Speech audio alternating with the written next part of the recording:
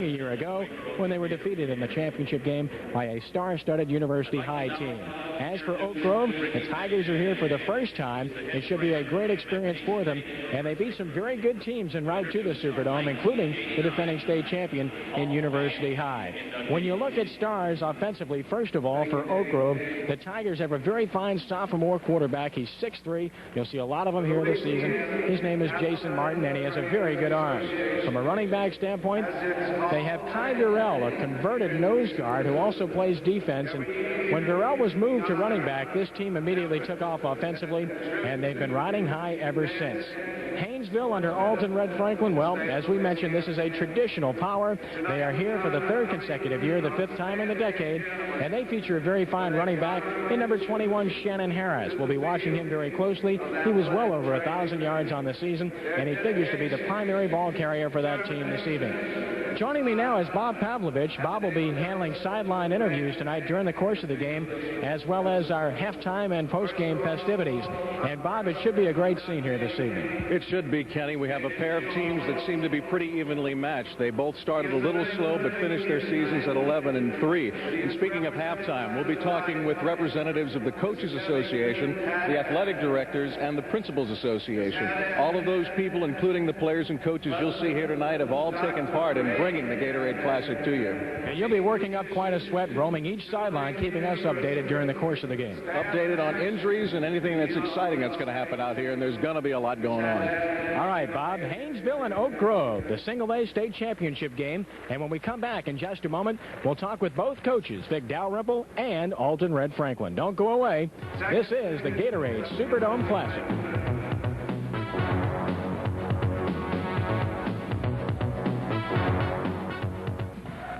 Vic Dalrymple, you've come a long way, and I know you had to go a tough path to get here. You beat the defending state champion a week ago. Yes, we did. We had a real slow start this time. We had a bunch of young guys that had to come in and make players, and realistically going in, we felt like it'd take us 3 or 4 weeks to make a club, and as it worked out, we started showing signs, at just about that time. But last 4 or 5 weeks, we've played about as good as we could play. You did indeed lose 3 of your first 4, but it was against good competition, and it had to help you. We think so. Looking back, we lost, 6. We lost 3 games by a total of 8 points.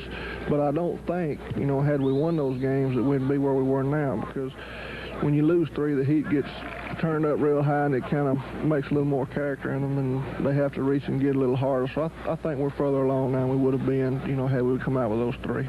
In Haynesville, you're facing a team that's been here many times before. The experience factor has to be in their favor.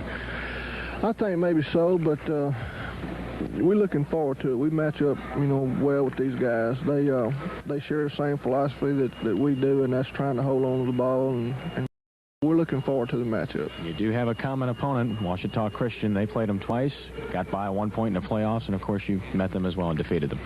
Right. It's hard to judge something like that. It varies from week to week. I think we just, instead of worrying about what they did to OCS, we need to focus on what we can do with them and try to keep things in our favor along that line. Well, Coach, you've come a long way, and I know you'd like to go home with something in your hands, a big trophy. It's a big deal. I'm not going to lie to you. It's been 3 years since we've been down here, and we've had a lot of time to think about it, and we're ready to get something done this time. Well, best of luck to you this evening. Thank you. Coach Vic Dalrymple. And now let's go over to Bob Pavlovich with Coach Alton Franklin. Thank you very much, Kenny. We're here with Coach Alton Red Franklin with the Haynesville Golden Tornadoes. And glad to be here. What do you all expect from Oak Grove tonight? Well, we expect a powerful running game, and then whenever that doesn't work for them, and hopefully it won't, then they're going to be throwing the ball to number 12, their wide receiver. Both of your teams employ the wing tee offense. Does that make it a little bit easier in preparing? Well, theirs is a different type of wing tee than ours. Theirs is more of a powerful game, and ours is built on a little more finesse, I guess you would say. Any one particular player you can point to on Oak Grove's offense that you all have to watch out for? I think it was their quarterback is the one that makes their offense go. He's a sophomore, big, strong, young. You brought the 2A district champs here. Any special preparations for playing in the Superdome? Not really. It's just a ball game's a ball game, and we're just happy to be here. Thank you very much, Coach. Good luck tonight. Thank you. Again, that's Coach Red Franklin of the Haynesville Golden Tornadoes. I'll be right back in just about a minute or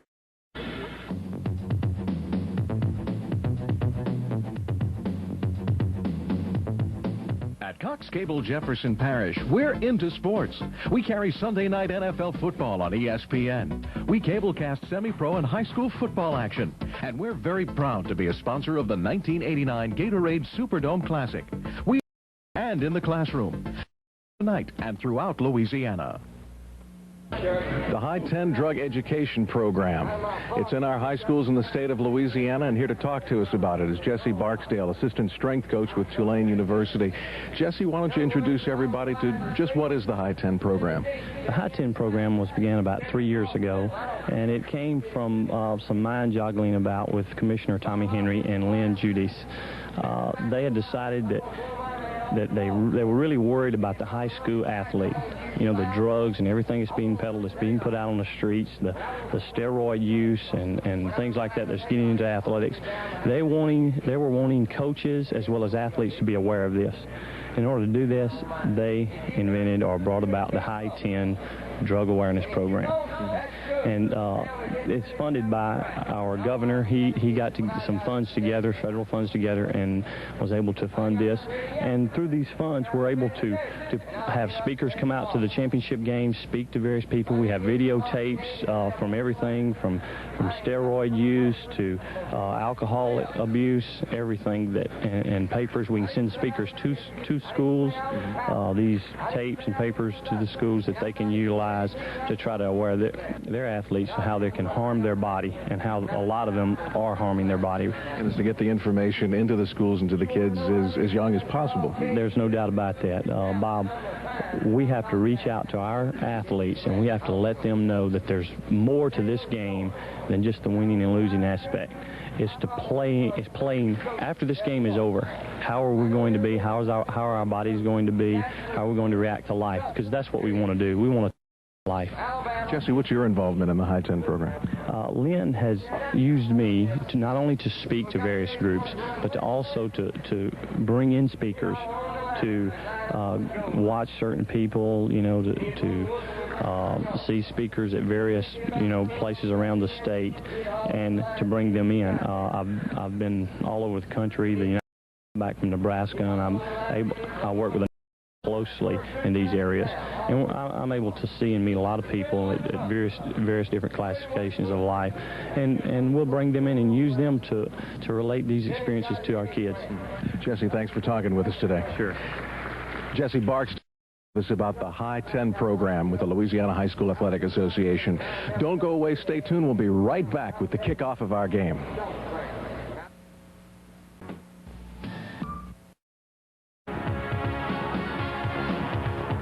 Ken Trahan, along with Henry Rando and our special guest Brad Edelman from the press box of the Superdome.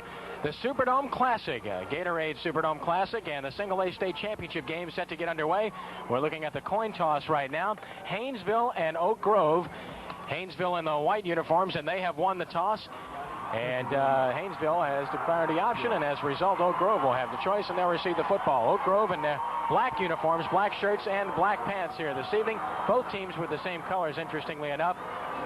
And Brad, when we look at these two teams, you've got one team with a lot of experience in the Superdome Classic in Haynesville. They've been here 5 times. Oak Grove has been here just once before, but they've been in Southern Lab and University High to get here. Well, the interesting thing, Ken, is to note that both of these teams started off very slowly during the season, and regardless of the experience they have and the cumulative years on each side of the ball, these clubs have overcome some early diversity, which is what you find sometimes unusual for a young ball club. Henry, I know you're very familiar with both teams. Haynesville, Alton Red Franklin, he seemingly has been there forever. He's won well over 200 games in his career. Well, Kenny, he's a legend in Class A. Alton Franklin has a record of 215 wins, 55 losses, and 8 ties. His team has been here. This is the 5th time in the 80s will appear, and of course, Big Dalrymple, he's not done a bad job over there at Oak Grove either. He's done a fine job. He's brought his team here and got beat in '86, and again, he's here tonight, this time to try to win the big one. In fact, he's in his 9th year at Oak Grove, and he's done quite a job. When you analyze this game, it should be a very competitive contest. Way, I guess you'd have to give a slight edge to Oak Grove where talent is concerned. Well, both teams are surprisingly are relatively young, but Oak Grove has an outstanding young quarterback in Jason Martin, a 6'3", 185-pound sophomore. Both teams will run a basic wing tee offense, will run a power type offense, but whether or not Jason Martin can outdo Scotty Hayes.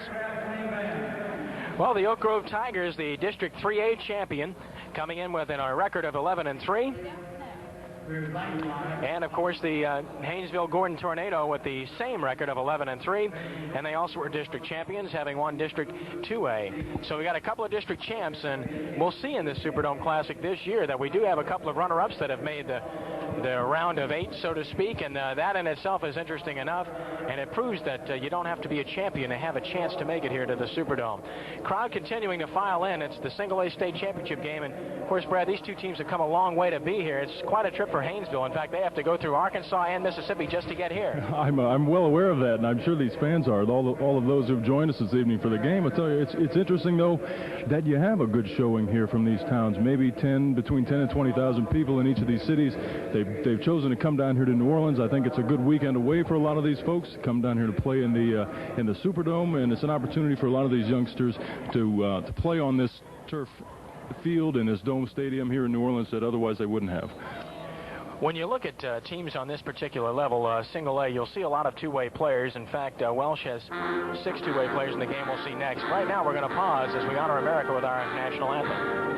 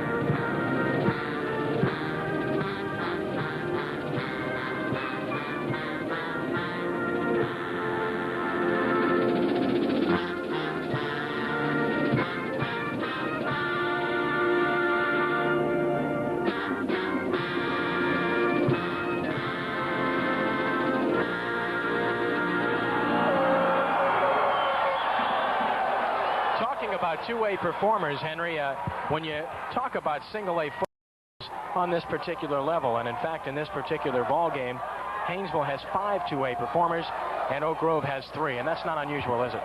No, it's not, Ken, because when you look at these schools, the enrollment from Class A, the total enrollment of the school has got to be under 275 students. So when you look at both of these football teams represented by 40 to 45 players, you can see very easily where it's almost impossible to platoon. You're going to have to put your best guys both ways.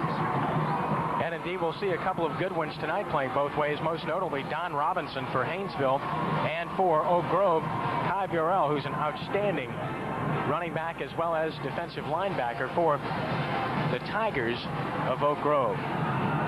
Well, the Tigers are in the all-black uniforms here this evening. You're looking at them right now. They're black jerseys. And as we see Haynesville now, they're wearing the white jerseys. Both schools with the same colors, only distinguished by the color of jerseys here this evening.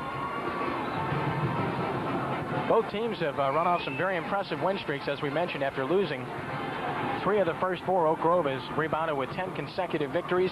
Haynesville, after losing their first 3 games, has won 11 straight games. And the officials for this evening's game: Bobby DeLon, Buster Dunn, Malcolm Null, John Bradus, Billy Booth, Buddy Gingras, and Henry Rougeau.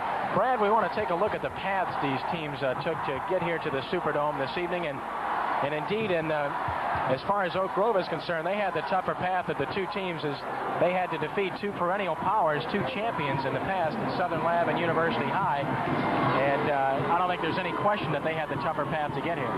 Well, Kenny, that's something you look for in a club, certainly a young club like this, the ability to win those big games when it's necessary. You see that at all levels, and it's not often that you fall. Well, you're winning clubs such as these two represented here tonight are going to be the kind of teams that will make things happen when the big games are on the line. And evidently, that's the kind of game this is this evening.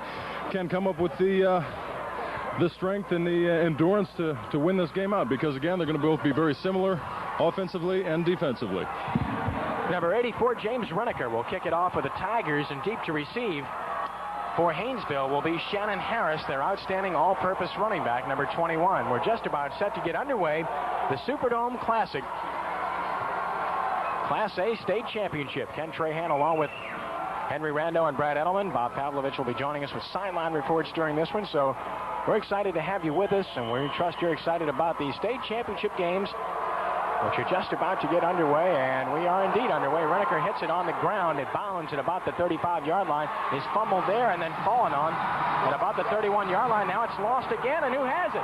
Oak Grove has come up with a football on the opening kickoff. Ball bounced around. It was covered for a moment by a Haynesville player, number 11, David Harris, but then he lost it, and the Tigers come up with it, and what a way to start the football game for the Tigers. Bring this up since Brad is an offensive lineman. We were talking about this prior to the game, that Oak Grove will start 3 freshmen in their offensive line. And Brad, how hard is that to really have a guy come in here in 9th grade? And we'll talk about that in a second. Go ahead, Ken. All right, Jason Martin on first down gives it straight ahead, diving to about the 26-yard line. A gain of about 5 yards with the football. There's number 33, Jason Mathis, the running back at 6 feet, 194 pounds, and a senior and the captain. A 5-yard gain for the Tigers. It'll be second down at 5 from the Haynesville 26. You know, you talk about that offensive line. It's interesting to see that they're a very young line, as you mentioned.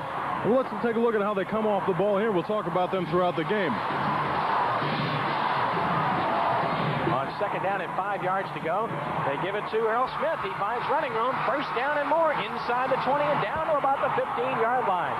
Earl Smith, the flanker, wingback, if you will, has it deep in the Haynesville territory. Josh Dissotel finally making the stop, but not before a first down, Tigers. Ken, that's the first time we've seen the wing T run here. They ran a buck sweep, fake it to the fullback up the middle and give it to the tailback, Smith, off tackle for an important first down in the ball game. Again, the split backs behind the quarterback, Jason Martin, the 6'3 sophomore, who gives it straight ahead this time to Kai Burrell. Burrell inside the 15 to about the 13, maybe the 12-yard line. Burrell, the outstanding two-way performer, and what a fine college prospect he is at 6'3", 230 pounds, and a senior. Well, I think really Oak Grove, you can look at that as possibly the biggest move Coach Dalrymple has made this season, and that is he took Burrell from his offensive line position as a guard and moved him to the fullback position at 6'3", 230 pounds. Earl Smith is wide left on second down, and 7 yards to go, and the give to Burrell once again. This time he is hit, and he will be dropped as he nudges it inside the 10, close to the 9-yard line. Tough going there. 53, Charles Jackson on the stop. Kenny, it appeared as though there was some good room on the outside of that offensive line to the left. Good blocking again up front. The back, as we see in the replay here, decides to take it outside and is brought down by the outside right side of that defensive line. And good gang tackling going on there. Looks like this team's ready to play. All right, and our first time out of the game, the Tigers have called timeout with 9:57 to play in the first quarter. It's the Gatorade Superdome Classic, and our score, Oak Grove nothing, Haynesville nothing. We'll be back right after this.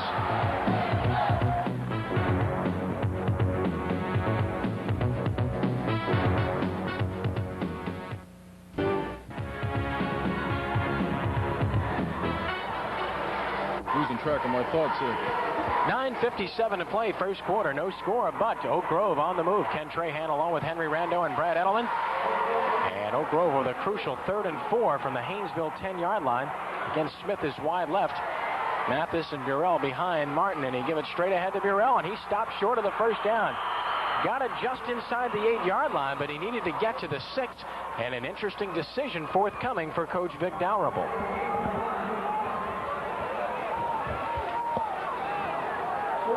Well, Ken, as you see on the replay, all they did there was it's just a straight dive, counter movement by the quarterback, number 10, Jason Martin, who is a fine-looking specimen at 6'3", 188-pound sophomore. And again, they're running behind two freshmen, Richie Allen, number 52, and Matt Fortenberry, number 50. The two-way performer, T. Don White at linebacker, making the stop. It's 4th down, 2 yards to go. Oak Grove will go for it here. And they try to run the option, and he is stopped for a loss. He did not make it. The quarterback, Jason Martin, tripped up, and Haynesville is held following the turnover, and they get it on downs at their own 7-yard line. Just a fine job again by the right side of the defensive line, Ken. I don't know if that ball was fumbled or if it was knocked out. We'll see here in the replay. The fake to the fullback coming through is tripped. The ball is evidently stripped by Charlie Boyd. And a big break with the team, with the Oak Grove team going in to score potentially. Well, Haynesville doing a great job defensively, holding inside their 10 on downs, and they take over for the first time offensively from their own 8-yard line. And on first down, he's in the open field. Shannon Harris to the 20, gets a great block at the 30, 35, and knocked out of bounds at about the 38-yard line. Shannon Harris, the brilliant sophomore at 6 feet, 185 pounds, who rushed for 1,227 yards and 13 touchdowns in the regular season, showing us why.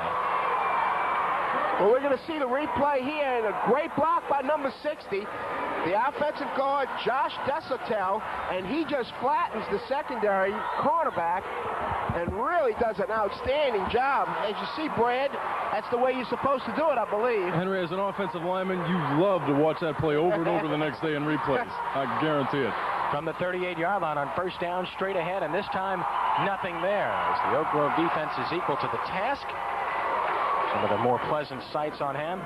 Willie Kimball, the ball carrier this time. Kimball, the 5'9", 165-pound junior who rushed for 803 yards and 12 touchdowns, but this time he has no room. It'll be 2nd down and 10. Well, one of the things Coach Franklin mentioned prior to this game is that their type of wing tee is more of a finesse type of wing tee, so you're going to see a little bit more faking out of Hayes than you would out of Martin. The counter play, Shannon Harris, and he's loose again, 45 midfield, and he is dragged down, and a flag is down. We may have a face mask. And Haynesville has a first down in Oak Grove territory as Shannon Harris again finds running room off the right side. Kenny, with a penalty tacked onto this play, this is an impressive beginning drive by the Haynesville team.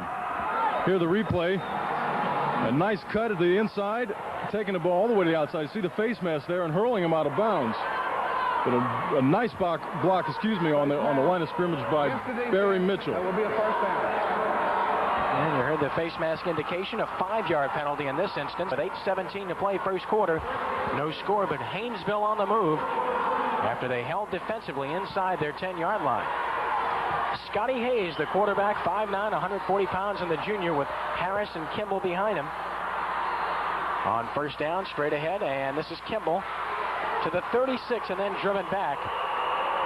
And a good job by number 11, Dean Jackson, along with the strong safety, Jason Martin, playing both ways for Oak Grove. And we have a late flag thrown in the secondary. And the preliminary single looks like face mask again.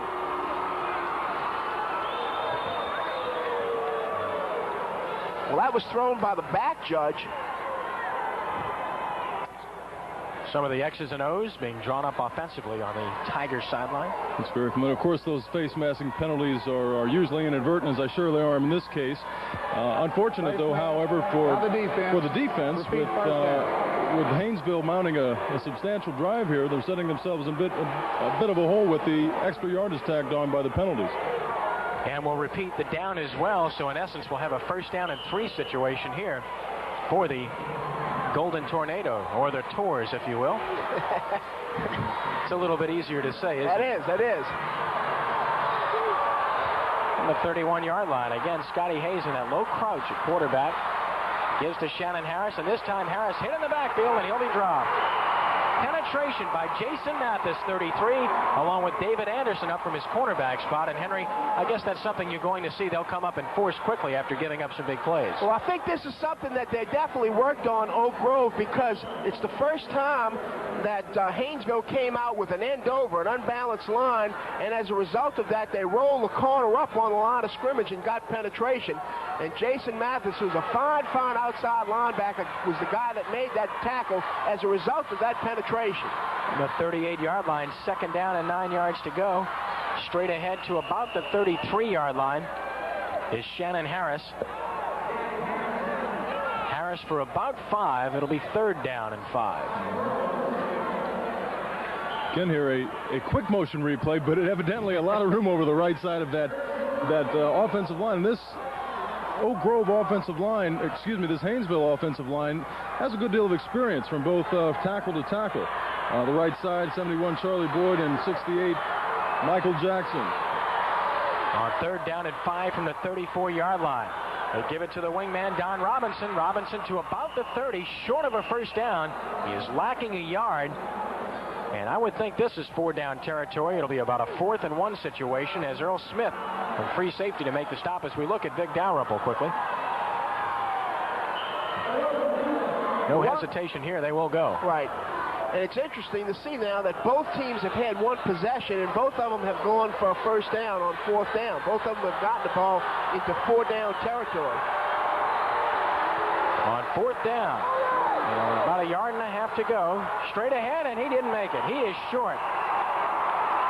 Hit at the 30-yard line and dropped. And Shannon Harris, and Oak Grove has come up with its own defensive stand, and they take over on downs. Well, it just wasn't as you see, Brad, it just was a straight little dive play right over the right side of the line. And defensively, out of the 4-3, Jimmy Hill, Kai Burrell, and Scotty Hayes just stacked it up. Looked like Jimmy Hill was there first and got to the legs of the back. Excellent play, and again we have the ball turning hands. Out to about the 30-yard line now. It's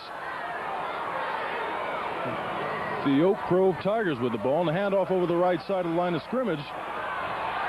To about the 32-yard line, a couple, and that's all. Lots of traffic this time as the Haynesville defense is equal to the task. The ball carrier was number 24, David Anderson, also playing both ways, and we'll see this one again. Again, just a little counteraction with both guards pulling. Chris Turner and Matt Fortenberry, both of these guys do an excellent job of getting out in front of the ball carrier. Pickup of 3 yards officially. It'll be second down and 7 from the 33-yard line. Play fake by Martin, wants to throw, and to the sideline, incomplete, intended for the tight end Josh Bradley. Pass was overthrown. Martin, a sophomore, great size at 6'3", and he has a good arm as well, watching him in practice yesterday, but a little bit too strong that time. It'll be 3rd and 7. Seems as though he had plenty of time, Kenny. Threw it just a little bit over the intended receiver, but there was some room there inside of that defensive zone. 5:13 to play in the first quarter. No score. Ken Trahan along with Henry Rando and Brad Edelman. Bob Pavlovich roaming the sidelines. We'll check in with him soon. From the end zone, Jason Martin under center, the quarterback with split backs behind him.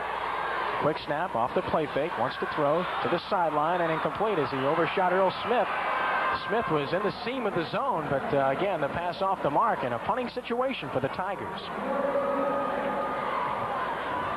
Well, it's just a little sideline route by Smith, number 12. And I really believe Jason Martin is just rushing his passes just a little bit, and that could be, just nervousness. He's just a sophomore, but an outstanding player, as young as he is. Martin will kick it away, and he hits a beautiful kick. Don Robinson back to his 23-yard line. Robinson going right to the 25, stops in at the 30 and down at about the 31-yard line. Haynesville will take over from that point with 4:56 to play in the first quarter. Henry, we talked a little bit earlier about the officials. Officiating now being done by members of this staff who are from neutral part of the state. That's correct. What happens is, Brad, is because both of these teams, one uses a Shreveport association, the other one uses a Monroe group, they usually go to a neutral association, usually somewhere from South Louisiana, probably Alexandria or Baton Rouge. On first down, Hayes. And a hole for Shannon Harris. He's in the secondary across the 45 to about the 48-yard line before he's tripped up. Otherwise, he would have been gone. A gain of 17 yards and a first down for Haynesville, and they've been able to establish their big gun, Shannon Harris. Well, you're going to see right now that Shane Harris makes a good cut right there off the block of the weak side tackle, Barry Mitchell, getting downfield. And Brad, that's one of the interesting things is how important it is for an offensive lineman to get downfield. I'll let Kenny go ahead and do the play-by-play on this before we start. This is Kimball, about a yard to the 48. It'll be second down and 9. In the arms of Gerald Glass, with help from Kai Burrell. Henry, having an offensive lineman who not only blocks at the line of scrimmage but hustles down the field, and having more than one, if you're lucky you have 5 good ones who do that consistently makes a tremendous difference. As you'll see on the replay here, we'll see how these guys are hustling. Most of them, a couple of them have their players on the ground, and they're making the outstanding blocks with some good gang tackling by the defense there. But if you can have guys to get downfield with that extra effort, you're in real good shape. On second down and 9 yards to go. And we'll have a little procedure penalty here. This will work against Haynesville. There's a little movement on the offensive line. Brad, this is something I know you'll appreciate. On the high school level, they do not call the numbers out. That's very nice, Kenny. Well, you know, at the pro level, it's a pleasure for me because that's the only time I get any publicity. You notice I do that quite often throughout the year. Sometimes reprimanded for it. Well, let's listen here. False start by the offense. The down did not count. Still second down. So the 5-yard penalty. We should mention that, Brad, you haven't had the opportunity to have any called against you or make any crushing blocks pulling lately because of an injury, and I know you're just chomping at the bit to get back. It's frustrating, Kenny. I hope to be back sometime in the very near future, but in the meantime, I'm enjoying this game here. And it's good to have you with us. On second down and 14 yards to go, a counter play across the 45 to about the 47-yard line is Willie Kimball, and Kimball gets back the penalty yardage, but it'll still be third down and about 11 yards to go. 3:25 and counting here in the first quarter. Kenny, the Oak Grove defense, good amount of enthusiasm down there. These guys are going to have to be fired up. As Haynesville started out strong in this game, driving down the field initially and coming up short on fourth down, and mounting again another good drive. From the 46-yard line, Hayes, the quarterback. We'll see if he puts it up here. Will not. He gives it to Harris. Harris trying to get outside and will. He's at midfield. He's at the 45. Knocked out of bounds close to his first down, but I think he's about a yard or two short inside the 45-yard line in Oak Grove territory. Just ran out of room there, but we see the speed of Shannon Harris. Well, you're going to see a counter right here, and a real nice job there by number 21, Shane Harris, off the trap of Charlie Bard, number 71. Bard is a fine pulling guard, a 5'11", 181-pound junior who really leads most of the traps and rips for this Haynesville Tornado team. Punting situation, and Don Robinson will handle those chores, standing at about his own 42-yard line. Hits it high and wobbly and toward the sideline, and it goes out of bounds, and it'll be marked at about the 17-yard line. Let's see. Well, they'll make it the 19-yard line. Okay. Always like the way the officials kind of just slowly walk up the sideline when those things go out of bounds in the air by about 15 yards. Their guess is as good as mine, or is it the other way around? Well, you never know where they're going to stop. You always hope that, that they keep walking toward you or keep walking away from you if you're the kicking team, of course, or stop. You always wonder. You wonder if it depends on what kind of mood they're in or what, you know? 2:50 to play first quarter, 1st and 10 from the 19-yard lines for Oak Grove. This is Martin. He'll keep 20, 25. stays in bounds and gets his first down across the 30, and a nice little move by Jason Martin. Most quarterbacks would look for the sideline in a hurry. He indicated that and then changed his mind and cut it back in to get his first down. Well, it's a run all the way. You see him put the ball over his head to keep the secondary and the cornerbacks back to respect the pass. Martin is a load to bring down, though. Like I said, he's 6'3", 180-pound sophomore. So, you know, he's not a little bitty guy, and he's certainly not afraid to take a lick. To admire a quarterback like that who'll stick it in there and gain the extra yardage for his ball club. Mathis, the lone setback. Kai Burrell in the slot. Martin, the quarterback, on first down. And they give to Mathis with some running room. Breaks a tackle. Bucking in there hard. Well, he really put the wood to a linebacker in there and drives to about the 38-yard line. A pickup of 7 yards. And it'll be 2nd down and 3. The nose guard, Jerome Gilmore, finally making the stop. Kenny, that was an outstanding play. You'll see the two fine blocks here by the left side of the offensive line. Emory Kennedy, 71 and 73. Chris Turner came over and right in front of the back with a good deal of timing on that play. Laid the blocks down that sprung the back for a good gain. A gain of 8 officially. 2nd down and 2 yards to go from the 39-yard line. And the inside trap, breaking a tackle. Earl Smith, first down, runs over a tackler. He's into Haynesville territory to about the 48-yard line. Earl Smith at 5'6", 135 pounds, running a lot bigger on that play. Well, just the inside reverse to Smith from his wingback spot. You're going to see him here. Here he is getting the ball again. A nice block by 73 Kenny, but he just lowers the phone on Larry Tell and said, like, welcome to the NFL. Yes, indeed. And that scores ahead for another 3 or 4 yards. Nice gain on that play. Into Haynesville territory, 48-yard line. First down, 10 Tigers.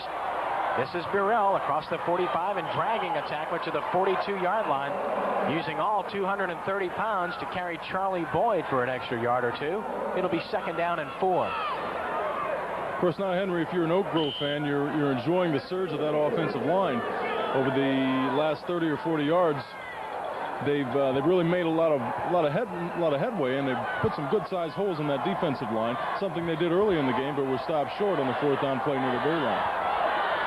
Well, Brad, neither one of these teams are really doing anything fancy. They're running very basic offense. They've each tried to throw the ball 1 time. 42-yard line, 2nd down, 4 yards to go. This is Mathis, close to a first down. He appears to have it at about the 38-yard line. Charlie Boyd on the bottom of the pile with help from Charles Jackson. Some of the fans on hand made the long trip, and they're enjoying themselves, and we'll see it again.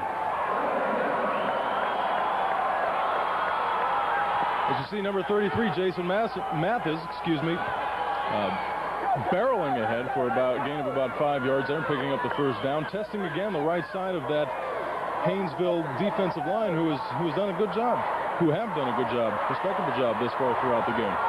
Clock winding down, 40 seconds to play first quarter.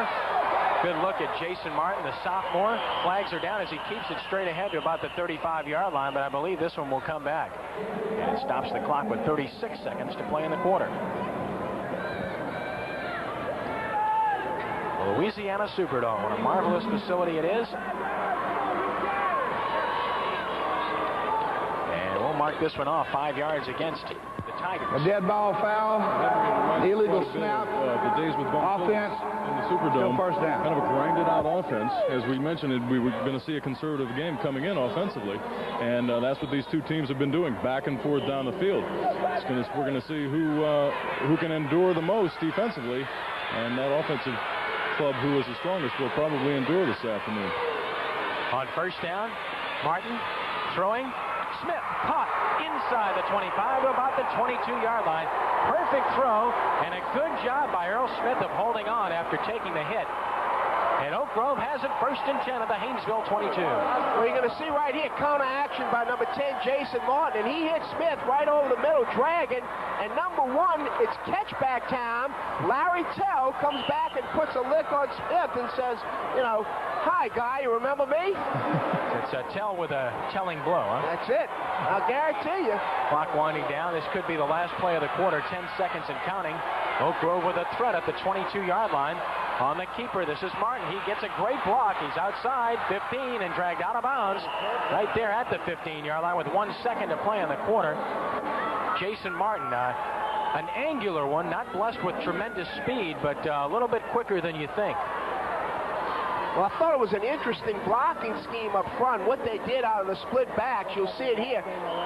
He faked the dive, and the guard pulled out and kind of ripped out on the end and allowed Martin to bounce outside and pick up, well, at least about 6-7 yards here. Scott Reeder on the stop. This will be the final play of the quarter. And 3 receivers to the right side here, and rolling that way is Martin on second down. Gets a great block. He'll go forward. He'll get a first down inside the 10 and down to about the 5-yard line as the first quarter comes to a close. Goes Jason Martin in Oak Grove with a definite threat as our first quarter comes to a close. It's the Superdome Gatorade Classic, and at the end of 1 quarter in the Class A state championship game, our score, the Oak Grove Tigers nothing and the Tours of Haynesville nothing. We'll be back with our second quarter of action right after this.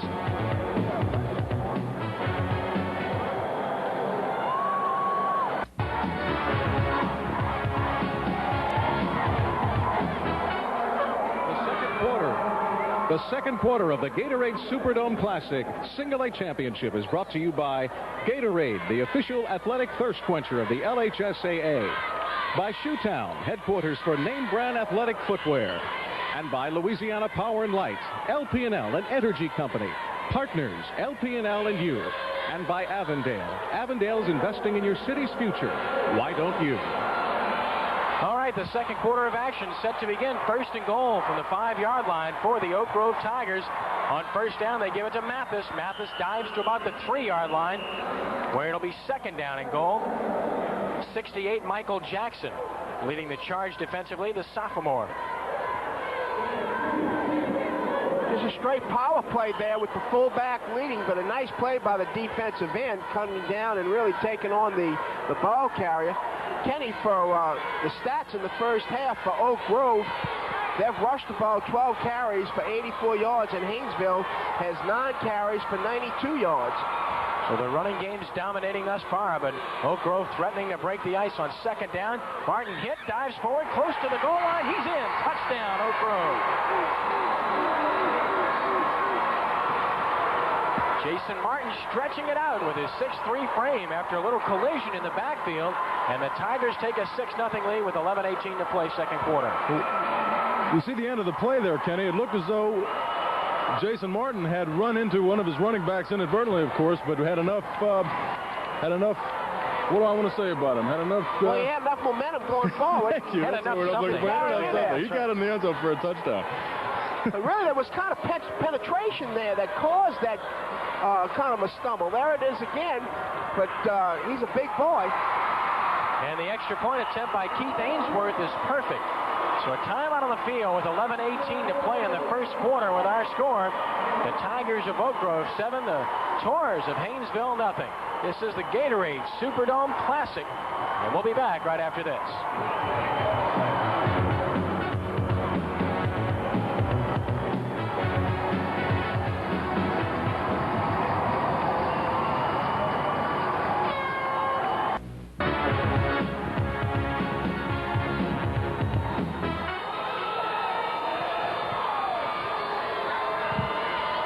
11:18 to play.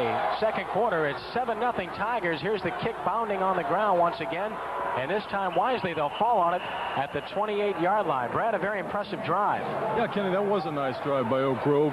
Culminated by a touchdown run of 10 yards by Martin at the end, but took 3 minutes and 32 seconds off the clock. Totaled 9 plays and 81 yards. All right, right now let's go down to the sideline and a report from Bob Pavlovich. Bob? Kenny, that scoring drive by the Oak Grove Tigers was a little bit tougher. Why? Because they've had no field communication from their folks in the press box. They've had to do it the old-fashioned way by the coaches on the field. Oh, an interesting situation there. On first down, a big hit. Penetration by Gerald Glass, number 72, a fumble, and Oak Grove recovers. Glass with the big hit, and the Tigers get it back with great field position. Well, Gerald Glass was just able to get penetration there. You're going to see right here, number 72, Glass gets penetration, and number 20, Willie Kimball, really never gets a handle on the ball. He never has an opportunity. Glass came in from his defensive tackle spot and just really put a good lick on him, and Oak Grove's in business again. And Frank Williams, 53, comes up with a football for the Tigers at the Haynesville 28-yard line, and a chance for Oak Grove to open up a pretty good lead here in the second quarter. Jason Martin. This is Anderson across the 25 to about the 24-yard line. David Anderson, the two-way performer, another sophomore at 140 pounds. A pickup of about 4 yards. It'll be second down and 6. Well, that was just a basic counter play again, and they're pulling both the guard and the tackle on that, almost like a counter tray, the old Redskins play, Brad.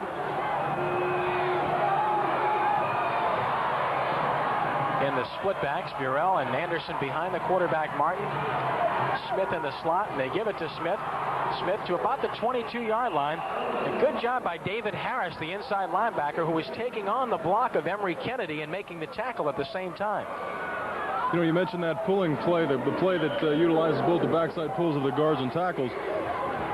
As Earl Smith surges again here for another 4 or 5 yards, but that backside counter play allows that defense, if it's a fast-flowing defense, to overrun a lot of those plays. And you get two big-sized men, your backside guard and tackle, pulling with a lot of momentum onside, opening up big holes on the right, utilized extensively throughout the NFL now.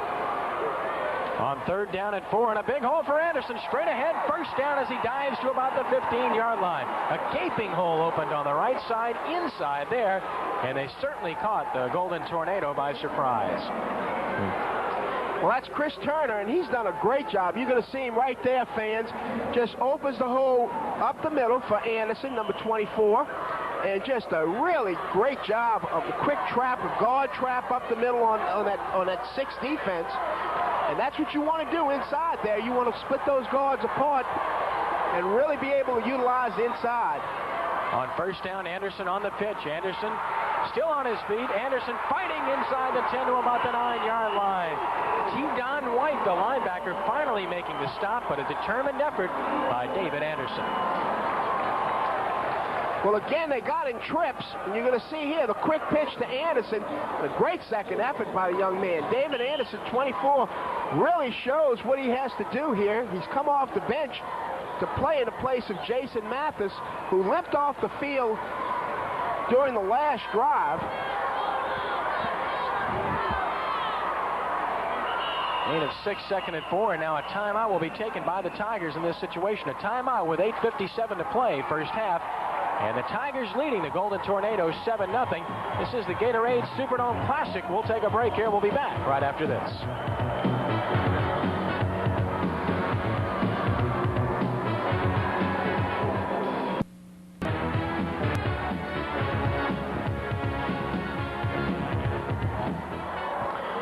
.57 to play, second quarter, 7-0. Oak Grove. Ken Trahan along with Henry Rando and Brad Edelman. A second down and 4 situation. Ball resting on the 10-yard line. Oak Grove threatening to go up 2 scores here following the turnover. Burrell and Smith lined up in the setback positions. Mathis on the wing this time. And they give it to Smith, but they blow it dead. Flags are down, and again, this will likely be procedure against Oak Grove, and that will hurt. That's crucial, Shanny. One of the things that we chart every week with the Saints is penalties inside the 20-yard line, both going out and going into the end zone. This is one of the things you don't pay attention to during the Saints games, obviously. Those nice sights that we just saw on the sideline.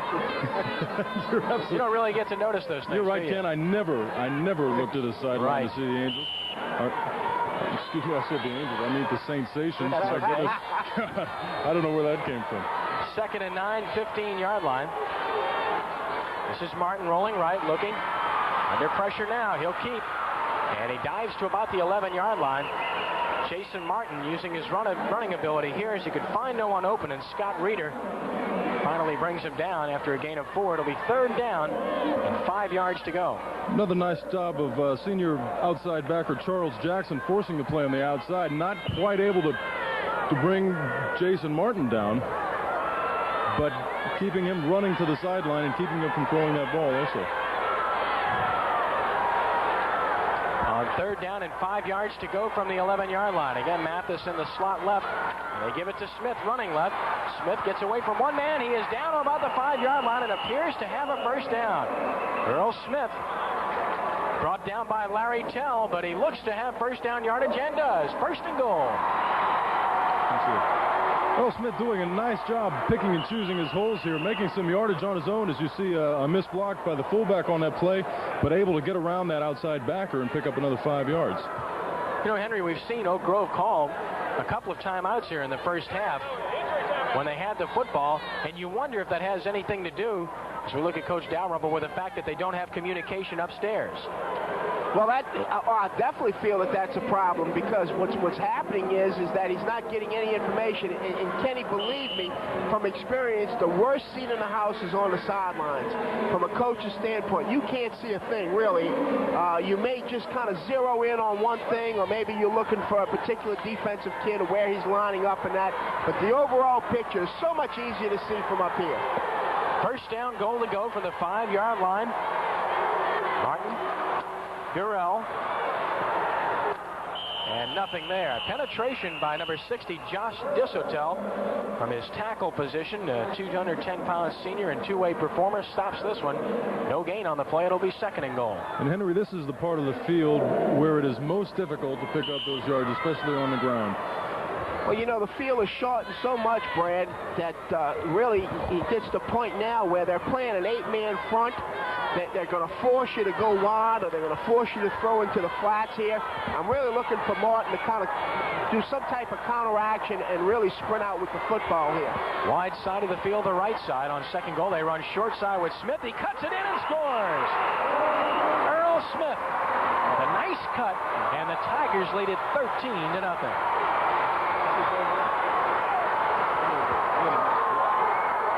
We're going to see right here, all it was just a power play to the left, and we're going to see now a really fine block by the fullback.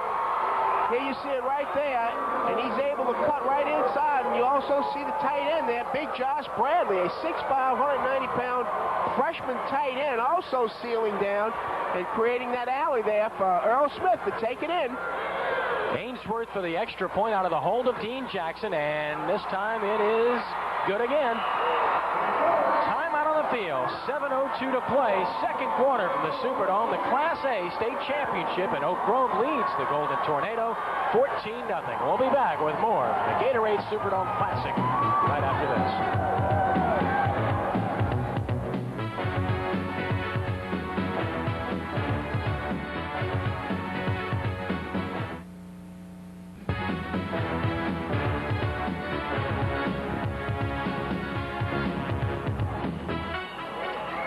A good look at Earl Smith, who scored the touchdown. Now the kickoff ensuing, and Winokur hits it, and it's going to bounce at about the 22-yard line, gets past Shannon Harris. He'll chase it down at about his 4-yard line. He's in trouble. Harris trying to get back to the 10, and barely does. Across the 10 to the 11-yard line. And a very effective kick for Oak Grove in this situation. Ray Butler, 64 on the stop. 6:56 to play second quarter, 14-0 Tigers. And Brad, another good drive as we look at the replay here first, as Harris has trouble handling that one. Kenny, another impressive drive on the ground by the Oak Grove Tigers. 28 yards total, took up 4 minutes and 10 seconds off the clock, culminating with a 5-yard run by Smith for the touchdown. Following the turnover, which they forced on first down here, they give to Shannon Harris, brought down in the backfield. Penetration once again. Oak Grove starting to assert themselves up front. And it'll be second down and long. And it looked like penetration there by Jason Mathis. Well, that's right, Ken. Mathis comes from his outside linebacker position here, gets penetration. He's able to knock Shane Harris, the sophomore running back or tailback, for a big loss here of 4 yards. And now Haynesville is really, I think, in trouble here. But they've got to be able to move the football. If not, Oak Grove's going to come out of here again with good field position. On second and 13, and a big hole this time. This is Shannon Harris fighting close to the 20. Stopped at about the 19. It'll be third down and about 2 yards to go. Henry, Haynesville, they're doing precisely what you said they needed to do, and that's get out of that deep end of their field, give themselves a little breathing room, and and be able to move the football now. Now Haynesville again having the more experienced offensive line, but it's very remarkable that that Oak Grove offensive line is doing a fine job with 3 freshmen in there. 3rd down and 2 from the 19-yard line. Flags are down, and that's going to cost them 5 yards. And boy, a bad time for that on a conversion down, trailing by 14 in the second quarter. Well, that's what you don't want happen as an offensive football team. You're playing a 3rd and normal situation, and all of a sudden now you're in a 3rd and long inside your 20-yard line, where the defense can more or less dictate what they want you to do here. And this is what I believe has been the advantage to. Ball start by the offense. 5-yard penalty, still 3rd down. Referee right there is the false start. And what happens here now is, of course, is that the defense can now, I think, dictate to the offense and set up where they're going to force you to have to throw the football. Which they don't. They give it to Shannon Harrison. He'll be short of the first down, brought down just short of the 20-yard line, lacking about 2 yards of a first down. And it'll be a punting situation for Haynesville. Obviously, they're just not inclined to throw the ball much, if at all, especially from deep in their own territory. But you know, Kenny and Brad, it bothers me because what happens is when you're so conservative and all of a sudden you get 14 points down, okay, it's really tough to come back and to be able to put yourself in a position to go in at least at halftime to where you feel like you got a shot to come out the second half. Precisely. All right, a punting situation. Don Robinson to kick it away. Hit a great one earlier for Haynesville. Here comes the rush, and he barely gets it off. Drives it to Smith, 45-yard line. Trying to get outside. Smith and a host of white jerseys stopping him at the 46-yard line. Excellent field position nonetheless for the Tigers, who lead at 14-0 with 4:35 to play in the first half. You know, Brad Henry mentioned the word conservative about a minute ago. I'm sure that's a word that you've heard enough of to last a lifetime, haven't you? I'm sure that's a word that not only I have heard enough of, but our offensive staff and some of the other people in our club. You know, you mentioned in a situation like this, it's difficult to be conservative coming back. One of the most difficult situations as an offensive line or an offensive club is knowing that you have to throw the ball in order to get back on the scoreboard. On first down, the counter, Anderson to about the 47-yard line, maybe a yard, and that's all. This time a good defensive play up front. Charge led by 68 Michael Jackson along with 63 Jerome Gilmore. I wanted to get the play before that on the punt. I really wanted to give credit to the special teams. The coverage just now by Haynesville was outstanding on that punt. They got 7 guys down. They stayed in their lane.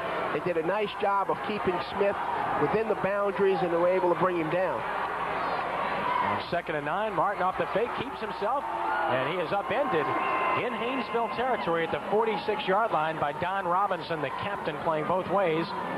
And it'll be 3rd down and about 2 as we look at some of the Tiger cheerleaders. And Jason Martin, again, a good-sized young quarterback, not afraid to put his head down and run, picking up a lot of yards a day for this club. I think later on in his career, should he continue to be a quarterback, he's going to learn how to slide a little bit when he hits those defensive backs and linebackers. But right now, picking up excellent yardage for his club. And there on the quarterback sneak, taking it ahead for the first down. Good surge by the offensive line on that particular play, and that's something that this line has done successfully and continually throughout the first half. Yeah, they've really taken control of things here, haven't they? Yeah, they have, and they've been fortunate, the Oak Grove Tigers, in that they've had good field position, and it looks as though if the Haynesville club does not pick up some yards with their offense, get out of their own territory, that Oak Grove is going to continue to have field position throughout the half. Clock ticking with 3:07 to play in the half. On first down, they run the inside counter with Smith inside the 40 to about the 37-yard line. Earl Smith, who scored earlier, has that outstanding speed. Again, that's that inside counter, inside reverse that they run with the wing back, where they pull the offside guard and tackle. And Turner and Kennedy really do a fine job of that. You know, of course, they're both seniors, they're both experienced players. And I think that's a mark of good coaching, is that they're asking their offensive or their experienced offensive linemen to do the most difficult things. And today, these two young men doing the job and doing it very well. Second down and 6 from the 37-yard line. Martin rolling, has room to run and will. 35 and goes out of bounds on his own this time, heeding Brad's advice. Short of a first down, however, and it'll be 3rd and 1. He must have heard you. A bit atypical for him thus far in the game. I was expecting to see him barrel ahead for that first down yardage, but he decided again instead to take it out of bounds. There'll be 3rd down and about 2. This is the place you want to be as an offensive team. 3rd and 2. You have your choice, really. Well, that's right. Now we're talking about the offense dictating what they want to do. They're in a position now where they could very possibly come back and make the first down on a 4th down because of the territory which they're in, a 4-down situation. And the give is to Smith running left. Smith is tripped up in the backfield, and let's see where they mark it. I don't think he's got it where they marked it back at the 33-yard line. He's going to be short by 1.5 yards at that point. As his knee touched there, and it'll be 4th down, and I'm sure Oak Grove will go for it here on 4th down in less than 2 yards. As you see, Kenny, that was a nice play, very nice play by number 12, Jerry Austin.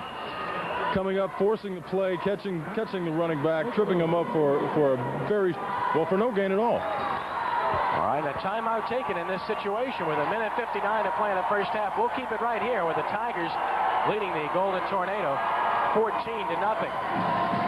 This is the 9th Superdome Classic, Henry, and I know you've had a chance to see quite a few of them over the years. And despite the fact that attendance hasn't quite been what the LHSAA would like, it has been a success, hasn't it? Yes, it has, Ken. I think this is the best thing could happen to high school football. Prior to this game, Brad and I were talking about how many youngsters are going to have an opportunity to come in the Superdome and play in the Superdome. Some of these, maybe 80%, 90% of these guys will never have this opportunity again to come in here and play in a facility like this. Plus, as a former coach, it gives me a lot of pride because I believe that we have excellent football in the state of Louisiana as well as outstanding coaches and players. And I think this showcases the whole thing. Well, Brad, I know you come from the state of Missouri. How does it compare to high school football there? Well, high school football is big in the state of Missouri, but first of all, this particular event is substantial and I think a fine thing for football in Louisiana. On 4th down and 1, conversion down. They want to throw off the play fake, and it is knocked away and incomplete. And the ball will go over on downs to Haynesville. They gambled a little bit trying to get it to Josh Bradley, but a fine job defensively by Larry Tell, who comes up and reads the play nicely and knocks it down. You know, if Larry could have just held on to that ball, he might have scampered for would have been about an 80-yard touchdown. Yes, it would have, no question. You're going to see it here. It's just a real nice toss here by Martin, but a great read by the corner, Larry Tell. He steps in front of the would-be receiver, and like you say, Brad, had he been able to hold on to the ball, he'd have been down the sidelines. He'd have put Haynesville back in this football game. Oh, yeah. But a key defensive series nonetheless for Haynesville. Keeps them in it, trailing 14-0 with 1:54 to play in the half. Scotty Hayes off the play fake, wants to throw. Looks, stops, throws, and it's well overthrown. Ball just kind of came off the top of his hand and wobbled aimlessly in the air. Intended out there for T. Don White, but it was nowhere close. Coverage on the play from Dean Jackson. Well, it's really, what happens is when you live and die with the run, and then all of a sudden the defense is dictating that you have to throw the ball or do something that you ordinarily don't like to do, it puts a lot of pressure on you. And you got to look back maybe at the statistics as to how much Scotty Haynes has thrown in the previous ball games coming in here tonight. Second down and 10 from the 33-yard line, and they give it to Shannon Harris. Harris across the 35, close to the 36-yard line, but well short of a first down, a pickup of about 3 yards. And Jason Mathis makes the stop, and the clock continues to run. I see a nice block there by the offside offensive guard, Josh Dissatel, and utilizing a similar play, or a play that's very similar to the ones used by the Oak Grove Tigers. It'll be 3rd down and 7 yards to go. Resting at the 41-yard line, just outside the 41, 3rd and 7. 1:10 and counting, and they're taking their time here. Are the Tours? Hayes wants a timeout. He'll take one. A little bit confused there and wants to make sure. They had all 3 timeouts remaining, so they took one here with 1:04 to play in the half. and the Tigers continuing to lead by the score of 14-0. You know, guys, one of the things I thought was very interesting entering the playoffs as we look at some of the fans on hand, in the single-A statewide rankings, the last poll taken prior to the playoffs, Oak Grove was not even in the top 10 in Class A entering the state playoffs. That's amazing. It is. You know, you kind of wonder sometimes, you know, how valid is that ranking. But when you look at it, you know, University was number 1, Washita Christian, Haynesville was number 3, Lauraville, St. Mary's, Ascension Catholic out of Donaldsonville, Southern Lab Catholic of Point Coupé, West St. John right up the road here in South Cameron. So, like you said, Kenny, even though they were the district champions, they were the champions coming out of, I believe it was District 3, huh? Yes, District 3. And yet they're nowhere to be found in the top 10. Off the play fake, Hayes throws, tipped and incomplete. Well, that one was dangerous. He tried to get it out of the backfield to Shannon Harris. Ball was tipped in the air. And then number 13, Tony Robinson, and number 11, Dean Jackson, took a look at it defensively. And it'll be 4th down in a punting situation with exactly 1 minute to play in the half. Well, Kenny, that's that type of defensive or offensive pass deflection that those defensive backs lick their chops at. Boy, if they were just close enough to get underneath that ball, again, might have had a big turnover and put Oak Grove in a position to rack up some more points. As it is, they're going to get the ball back here. Big rush. Robinson gets it off and hits it pretty good. Smith calls for the fair catch and takes it at his 31-yard line with 53 seconds remaining. Well, they've come hard after the last 2 punts, and they're getting closer. Good field position again for the Oak Grove Tigers. And Mathis is limping off the field with help. And we'll check on that if we possibly can a little bit later. He's a key player playing both ways and outstanding both ways, I might add. You know, Henry, I'd be curious to see the time of possession for both of these clubs. I have to believe that thus far Oak Grove has a substantial lead in the time of possession as well. I agree with you, Brad. I think, you know, there's no question about it that their offensive line has been the difference in this contest, and they're able to control the football. From the 31-yard line on 1st down and 10 yards to go to about the 35-yard line. They'll just work on the clock in this situation as they give it to Anderson, and the clock will tick away. 40 seconds to play in the half. They'll have to run one more play. You see Anderson taking the ball. Good job blocking up front. A nice job by number 68, Michael Jackson, sophomore. Finally brought down by number 63, Jerome Gilmore. This will be the last play of the half if they keep it on the ground, which we expect with 16 seconds and counting. 2nd down, and he wants to throw, Mark. And he'll go deep for Smith. It's in the air, and it's almost intercepted, knocked down at about the 42-yard line, and a fine job defensively by Scott Reeder, the cornerback and captain defensively, and it'll be 3rd down and 6. And Henry, you see Scott pounding his helmet after that play. Well, that's two now. That's 2 passing situations. You can see it here. Reeder gets good position on the ball as well as the receiver, and he really should have just made the catch there. The ball just hit his hands. He dropped the ball. And 3rd and 6 from the 35-yard line. See if they go back to the run here. And they will. They just eat up the clock as they give it to Kai Burrell straight ahead to about the 38-yard line. A couple, and that's all. And I believe a timeout will be taken with 1 second left, and that is indeed the case. Haynesville has taken timeout with 1 second left in hopes of possibly blocking a kick. But I'd have to think they'll just run a play from scrimmage with 1 second left, Henry, despite the fact that it's 4th down. Well, that's what he should do. All he's got to do is take the ball and step back, Kenny, and you know, take a knee here.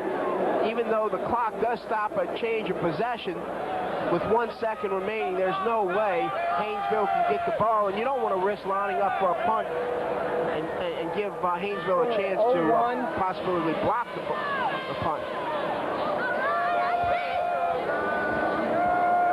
So it's a 4th and 3 situation as the teams head for the sideline. I'm Ken Trahan along with Brad Edelman and Henry Rando from the press box of the Superdome, the Gatorade Superdome Classic 9. We're thrilled to have you with us. We trust you're enjoying this one. The single-A state championship game, 14-0 Tigers over the Golden Tornado with 1 second to play in the 2nd quarter. You know, Henry, it's going to be imperative that the Haynesville team comes out ready to play in the second half. And I think, as is indicated by the strength of the offense for Oak Grove, that they're going to have to put some points on the board early, which is needless to say, I'm sure. But they're going to have to come out and establish that momentum early. And with the conservative offense that they've been running, we're going to have to see something happen quickly and a lot of strength with that offense. Now a whistle, and another timeout will be taken here by the Golden Tornado. Back-to-back in this situation with 1 second remaining. And you can see that Coach Dalrymple, indeed, Henry, had his team lined up to run a play from scrimmage to simply kneel on the ball and run the clock out. So well, Kenny, that's right. That's the right thing to do. I mean, there's no way Coach Dalrymple is going to risk a 4th down punt and give Haynesville an opportunity to block the ball here. Had you had more time on the clock or something like that, then you'd have to wait the situation. But with 1 second, as soon as the ball is snapped, the clock is going to go on. So we look at some of the halftime performers waiting to perform. Bob Pavlovich will be your host at halftime, coming up in just a few moments. And here we go again on 4th and 3. Jason Martin will give it away to Burrell. He'll find a little running room. The clock will expire as he gets it out to the 47-yard line, and the half is over. The Class A state championship game. We finished one half of this ball game, and the Oak Grove Tigers are halfway to a state championship. They lead the Golden Tornado of Haynesville 14-0. We'll take a break here. We'll be back with Bob Pavlovich in our halftime show in just a moment. This is the Gatorade Superdome Classic.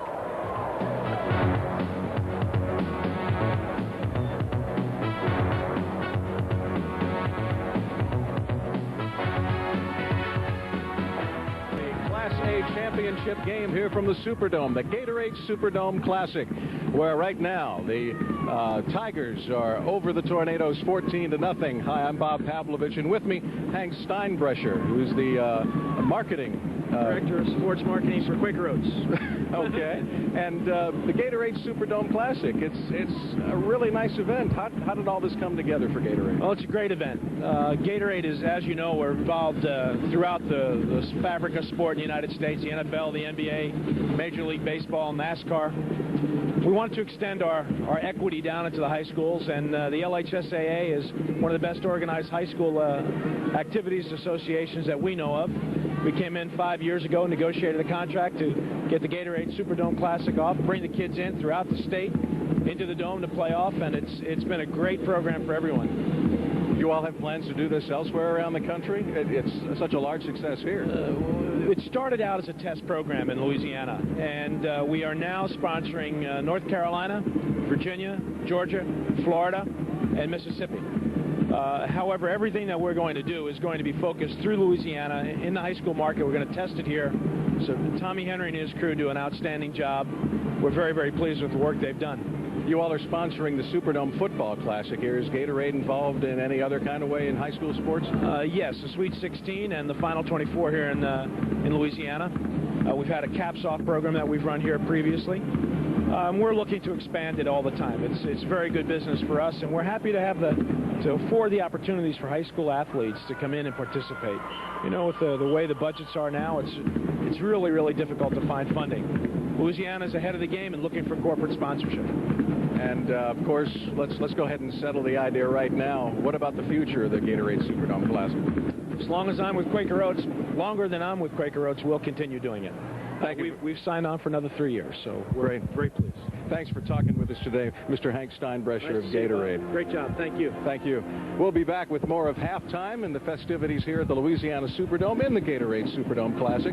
Behind us right now, as I step out the way, you see the Golden Tornadoes Marching Band and their Spirit Club performing. Let's listen to a little bit of them. Thanks, Bob.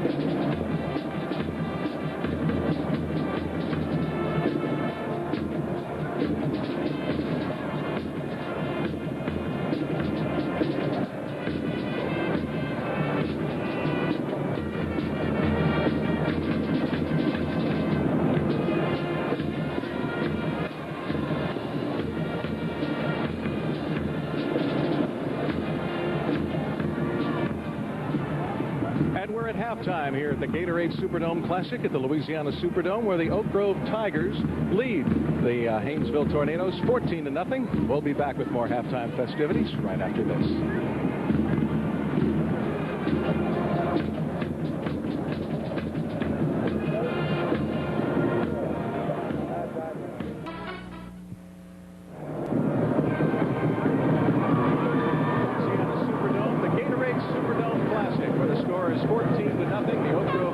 Are leading the Haynesville Tornadoes. And with me right now is Ms. Evelyn Cruz Blanchard, who is the past president of the Louisiana High School Athletic Directors Association. You represent the athletic directors on the board, correct? Right. I am the athletic director for Louisiana's representative on the executive committee for Louisiana High School Athletic Association. Fine football game here tonight. Absolutely. Always is a fine game, especially when you're inside. And looking at this kind of event, I'm sure it's a big help for the schools, no matter what classification, this sort of incentive at the end of the year in football. Not too often does a student get the chance to perform in a facility such as this, the Superdome, which is nationally known. And I think it's something that they can, memory that they'll take with them throughout their high school careers, as well as throughout their life. It's a wonderful experience for these young people. We're also with us, besides Ms. Cruz Blanchard, is Mr. William Palmer, president of the Louisiana High School Principals Association. Mr. Palmer, have you observed any changes since the inception of the Gatorade Classic? Oh, yes, a tremendous change because of the Gatorade sponsorship of the Superdome Classic. We're able to do a lot of things for our kids that we haven't been able to do in the past, and it's been a tremendous help. You're principal of a school. How's it been going at your school as far as this incentive at the end of the rainbow, as it were, for your football team? Well, it's been going fine. The students have all been very enthusiastic about it, and they know the value that Gatorade is to the Louisiana High School Athletic Association. Thank you very much, Mr. Palmer. And joining us down here on the end is Mr. Butch Wax, past president of the Louisiana High School Coaches Association. And just your reaction to the game itself. Well, it's just a tremendous thing. I think it'd be the highlight of any coach's career in high school. And in addition to that, I think it's the highlight of any player to have an opportunity to play in such an outstanding contest as this, in a facility like this. And it's just a dream come true for a lot of people, and it would be very nice to be here one day. Some people have said in a team coming here for the first time to play in the Superdome, in the playoffs, that maybe it intimidates them a little bit. What do you think about that? I'm sure it does. You know, most people don't have the opportunity to be around a facility like this, and just coming in and seeing what's involved and the makeup of it is just a tremendous sight to see, and a tremendous feeling to be here and be a part of something like this. Thank you very much, Coach Wax. Mr. Palmer, Ms. Cruz Blanchard, thank you all very much for joining us here at halftime of the Louisiana Gatorade Superdome Classic. We'll be back right after this.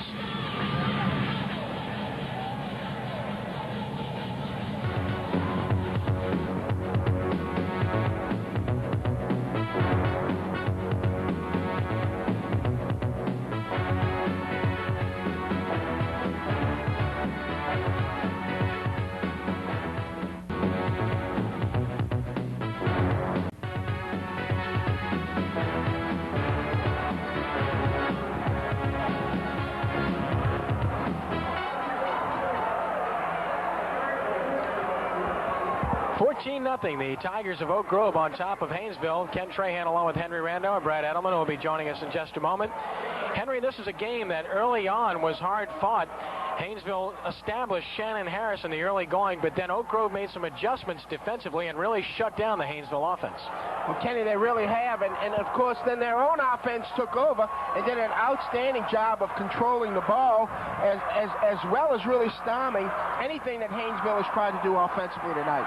On the other side of the ball, Oak Grove has had a lot of success offensively. They've really controlled the line of scrimmage, and they've run up some impressive totals running the football. Well, that's right. Oak Grove has. They've hit 33 rushes for 162 yards compared to 17 rushes for Haynesville at 99 yards. Oak Grove also picked up 21 yards passing for a total of 183 yards. The time possession, which Brad alluded to earlier, Oak Grove has had 15 minutes and 2 seconds compared to Haynesville's 8 minutes and 58 seconds. And we're set for the second half kickoff. Oak Grove will be receiving And right now, let's go down to the sideline and Bob Pavlovich. Bob?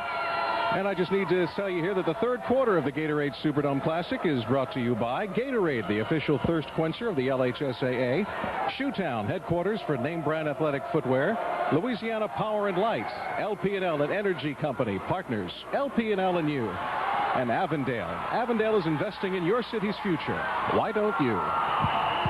And Earl Smith returns the kickoff of the Tigers to the 38-yard line, and that's where Oak Grove will put it in play, 1st and 10. 14-0 Tigers on top as we start the second half. Ken Trahan along with Henry Rando and Brad Edelman. Tigers dominating in time of possession, as we alluded to earlier. Interestingly enough, guys, only one pass completed in the first half by either team, so this has not been an aerial war of any sort. Well, Kenny, I don't believe we expected one, really, because both teams are very, very conservative on offense. They're both run-orientated. They're both going to run the wing tee. They're both going to control the football. Jason Martin, the quarterback, hands to Anderson. He's in the secondary, but he has the ball stripped. And running it down and recovering it is Don Robinson. Robinson stripped it, and he recovers it. And Haynesville makes the big play, and they get it 1st and 10 from the Oak Grove 45-yard line. Well, and that's just what the doctor ordered, Brad. Haynesville needed coming out here with Oak Grove on the roll throughout the first half. As you see, who am I looking at here? Number 4, Don Robinson. Don Robinson picking up the ball here, turning it around, turning the momentum around, hopefully for the Haynesville Golden Tornado. And on first down, gain of about 4.5, 5 yards. This is Willie Kimball to about the 40-yard line. A pickup of close to 5. It'll be 2nd and 5. Well, this is a big opportunity for the Tours, Brad. Could be the shot in the arm that this club is needed. Now, they're going to have to take the ball down there and score, I think, to get back some confidence and also put those points on the board that they so desperately need with that control offense of Oak Grove. 11:20 and counting here. Third quarter just underway. 14-0 Tigers with a Golden Tornado have forced the turnover, and they're in Tiger territory at the 41-yard line. And they give it to the wingman. This is Robinson, the man who forced the turnover, to about the 37-yard line. Mathis was there defensively with help, and it'll be 3rd down and about 2 yards to go. And a nice play in the backfield by Gerald Glass, the sophomore for Oak Grove. Trip the running back up, trip him up coming out of the backfield, and keep that gain to a minimum. As you see right there, Gerald Glass making the hit at the ankles, and keeping Don Robinson from picking up further yardage as the rest of the team came and helped out on the play. From the 37-yard line on 3rd and 2, the play fake by Hayes, trying to go deep, and it is intercepted. A tremendous interception at about the 10-yard line by Jason Martin. Martin just went up and took it away from the intended receiver as he simply got up higher, the apex of the pass, and makes the play, and you'll see it again. You're going to see Martin just outreaches the receiver for the ball. Martin playing from a strong safety position does an outstanding job, and he's got his Oak Grove team back in the saddle now. And, of course, this is what the Oak Grove wants to do the second half. They got the 14-point lead. They want to control the football, and as long as they have the football, Haynesville can't score. And that's the 3rd turnover for Haynesville in the game thus far, and they simply cannot afford those. The pass, by the way, was intended for Jerry Austin. On first down, 15, 16, maybe the 17-yard line. A pickup of about 4 yards. It'll be 2nd down and 6. Back to the off-tackle play offensively, testing again that defensive right side of the line. Actually, the Haynesville Tornadoes are doing a good job on the right side of the defensive line. Actually, well, they have been tested as well. We'll see what the Tigers do with this particular play. 2nd down, and we'll call it a long 5. Off the play fake, they give to Smith. Smith hit hard, but he gets to about the 23-yard line and appears to have a first down. Don Robinson makes the hit. He looks like he has it to me, and he does. First down. All right, right now we're going to go down to the sideline, and we're going to get an update on an injury from Bob Pavlovich. Bob, tell us what's going on down there, would you? Kenny checked with both benches, and the coaches say they've got to both have healthy teams out on the field. There was a slight injury in the first half to Larry Tell, the cornerback and fullback for the Haynesville Golden Tornado. There's a slight arm injury. He's got it taped up, and he's back in. Let's get back to action. On 1st and 10 from the 23-yard line, the dive play across the 25 to about the 27-yard line. And that was Mathis, Jason Mathis, the ball carrier to the 27. It'll be 2nd down and 6 yards to go. Now, we're happy to have you with us on Cox Cable and the cable systems throughout the state that have picked up the feed for this Gatorade Superdome Classic. I'm Ken Trahan, along with Henry Rando and Brad Edelman and Pavlovich on the field. 14-0 Tigers of Oak Grove on top. 8:53 to play 3rd quarter. This is Smith, and he is brought down by Jerome Gilmore. Gilmore with a nice play there. And that's a nose tackle's job, not to get moved. And he was right there for the counter. Short game, maybe a yard, and that's all. It'll be 3rd down and 5. It looked as though if Jerome Gilmore didn't make that play, there was plenty of running room on the left side of that offensive line. And I don't know where the force was on that play, but a lot of green in front of that running back. What a position to be in if you're the Oak Grove Tigers right now. You're 3rd and 5, but if you pick up this 1st down, you've got the rest of the field to go, needless to say. But you can, again, pick and choose. You can run the ball. You can come up with the pass if you need it. And it looks like he's got the 1st down across the 35 to about the 36-yard line. A fine, hard run there. And he has shown us some good running ability here this evening. Okay. And we'll see it again. Right, you're going to see it's just a quarterback draw, or really a quarterback trap with Jason Martin. He fakes one way and then keeps the ball the other way, and he's the leading rusher so far in this ball game for Oak Grove. An outstanding player for just a southpaw. On 1st down, they give it to Smith going left. Smith dashes into the secondary and goes out of bounds at about the 44-yard line. A pickup of about 7, possibly 8 yards. Mark it at the 43. It'll be 2nd down and 3. Well, he's got some very good quickness, doesn't he? Outstanding. That's the best thing about Earl Smith, is that it looks like when he runs the sweep, as you see right here, the people in the white jerseys, really, it looks like they lose their angles of pursuit because of his quickness. He's an outstanding back, and he's really done a lot of damage to Haynesville tonight. On the 43-yard line, Martin keeping. Martin has a 1st down. He's into Haynesville territory, and he is dragged out of bounds at about the 47-yard line by Larry Tell. But Martin carried Tell for about a 3-yard ride, and Oak Grove has another 1st down with 7:35 to play 3rd quarter. Well, it's obvious the 2nd half now, since Oak Grove got possession of the ball, that they're contented to keep the ball on the ground. They have a 14-point lead. 7.5 minutes left to go in the 3rd quarter, and they're not going to do anything different or anything fancy. They're just going to stay with what they've been doing the 1st half, and that is running the football right at this Haynesville defense.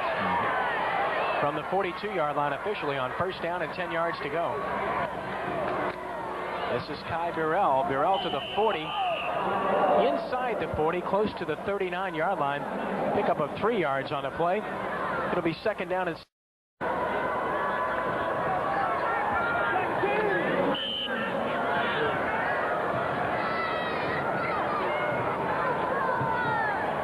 Jason Martin has really handled himself well here this evening.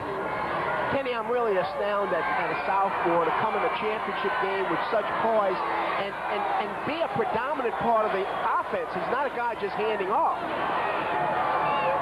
Straight ahead, our football to about the 36-yard line. A pickup of 3.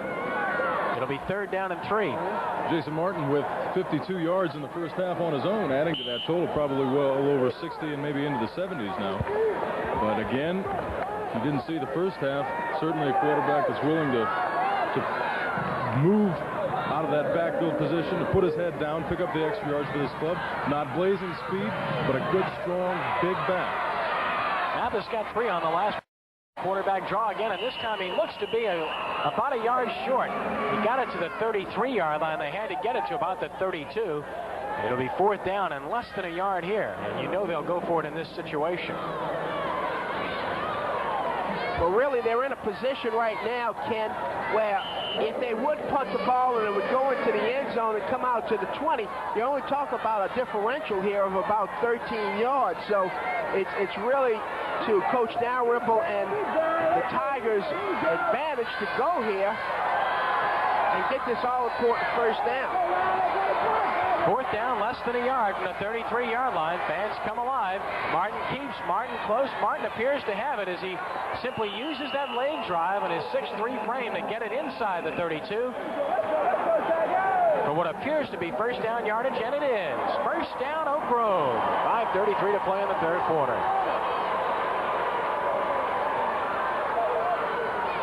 Again, a good surge by the offensive line. They're doing it all day. Well, you notice that he notices those things, huh, Henry? You know, Kenny, when you have an opportunity to talk about your fellow offensive linemen, you have to do it not only because you like to do something like that, because they'll let you know if you don't. That's right. When you hear the broadcast. Frankly, they deserve it. Here's Anderson on the pitch. Anderson inside the 30 to about the 29-yard line. Anderson for about 3 yards, wrapped up by T. Don White playing both ways, number 33, along with number 53. And we'll call it 8 yards to go. 2nd and 8 from the 29. Very fast-moving quarter. We're under 5 minutes to play. 14-0 Tigers. And this is precisely what Oak Grove has wanted to do in this half. And now they've stopped the clock. They have called a timeout with 4:52 to play in the quarter. So a timeout from here. We'll take the break with the Tigers on top of the Tours. 14-0. This is the Gatorade Superdome Classic. We'll be back right after this.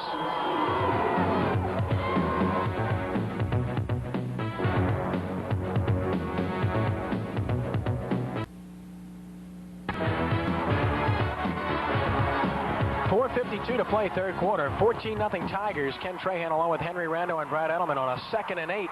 Martin rolling right, running out of room and driven out of bounds at about the 25-yard line.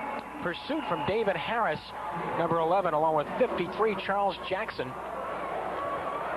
And a pickup of about 4 yards. It'll be 3rd down and 3.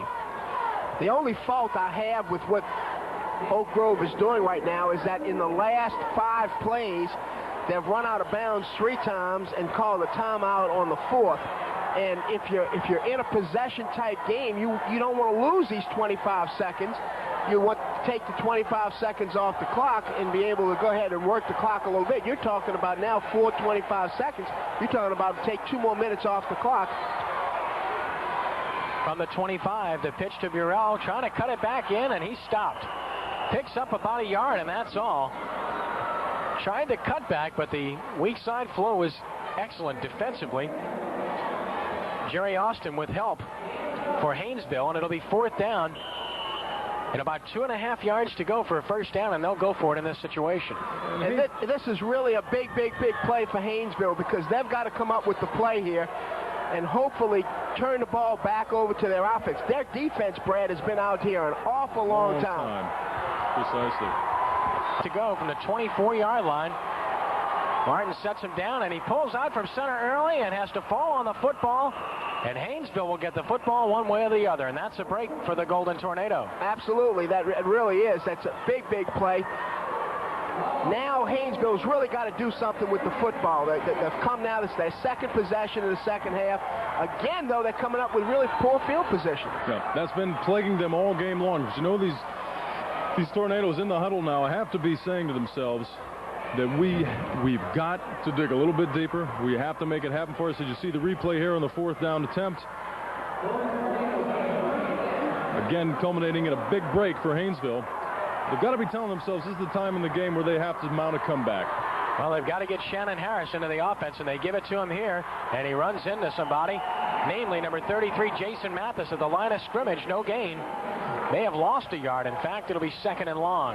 Henry, nothing doing on the left side of that defensive line for the Oak Grove Tigers, and this is it's what this defense, from their perspective, has to do now. If they can shut Haynesville down in their own territory, again, come up with good field position, they're right back in the same situation that they've enjoyed most of this football game. That's right.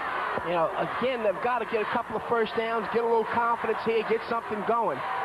From the 25-yard line, they run the counter play, and Harris is shut down again. A couple of yards, maybe the 28, and Kai Burrell wraps him up. And as we mentioned, leading into the third quarter, Henry, certainly Oak Grove has adjusted. They've really shut down Harris since the early first quarter. Well, they really have, and guys like Jimmy Hill and Scotty Hayes, Kai Burrell, Gerald Glass, Tony Robinson, all those guys really have to be commended. They've done an outstanding job of really controlling the line of scrimmage tonight, and I think that's the difference in the ball game, is that Haynesville has not been able to mount any type of offensive threat at all. Third down, 7 yards to go from the 28-yard line. Going right, a flag is down. We might have holding, and Hayes will go out of bounds well short of his first down. Stepped out of bounds at about the line of scrimmage, in fact, the 28. And again, we'll check the flag, but that's generally where the dreaded hold takes place, Brett. Takes place, yep. And if that's what it is, I'm sure they'll decline it in this situation. It'll be fourth down in a punting situation. I would think so, and that is... See if we can pick it up here. Now the offense is declined, fourth down. I couldn't see the hold precisely. Did you? Yeah, you can see he had a good hold of his shirt there. Okay. Those are the obvious ones. Well, maybe it's just that I don't see those things. You never do. So a punting situation for Haynesville as the holding penalty is declined. Don Robinson will kick it away to Earl Smith once again. Well, Robinson's done a great job punting. It's another nice one, but right at Smith, who calls a fair catch at the 39-yard line. And with 2:19 to play in the third quarter, Oak Grove gets it back, leading 14-0. Well, we're back in the same situation again. You know, Todd, I feel like a preacher sitting up here talking about the Haynesville offense, but it's been really 3 downs and punt, 3 downs and punt. And there's no way their defense is going to tire. Now, let's talk about that. There's no question about that. They're asking their defense to spend a considerable amount of time against an offensive line that I think has performed well for Oak Grove and continually pounded. Hit on Smith. And they must have heard me. Must have, because in fact they stacked up that counterplay with pulling offensive tackle and guard very nicely. I think. The big hit by number 68, Michael Jackson on that play, sophomore. Watch it here as with the replay. Watch the penetration by Jackson. Handed off, and Jackson with a big hit, big league hit. To drop Earl Smith behind the line of scrimmage, and that's precisely what they're going to need from this point on. Loss of 1, second down and 11. Martin rolling, throwing sideline. Smith catches it up to about midfield and close to a first down. Version of the run and close to a first down and appears to have it near midfield and does. First down for Oak Grove.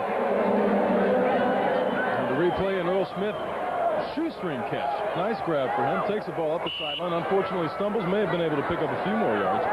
But again, a first down situation for Oak Grove. Martin with his second completion of the game. We've yet to see a pass completion by Haynesville from midfield. Tigers first and 10. In control, leading 14-0 late third quarter. This is Smith. It's a block. He's outside.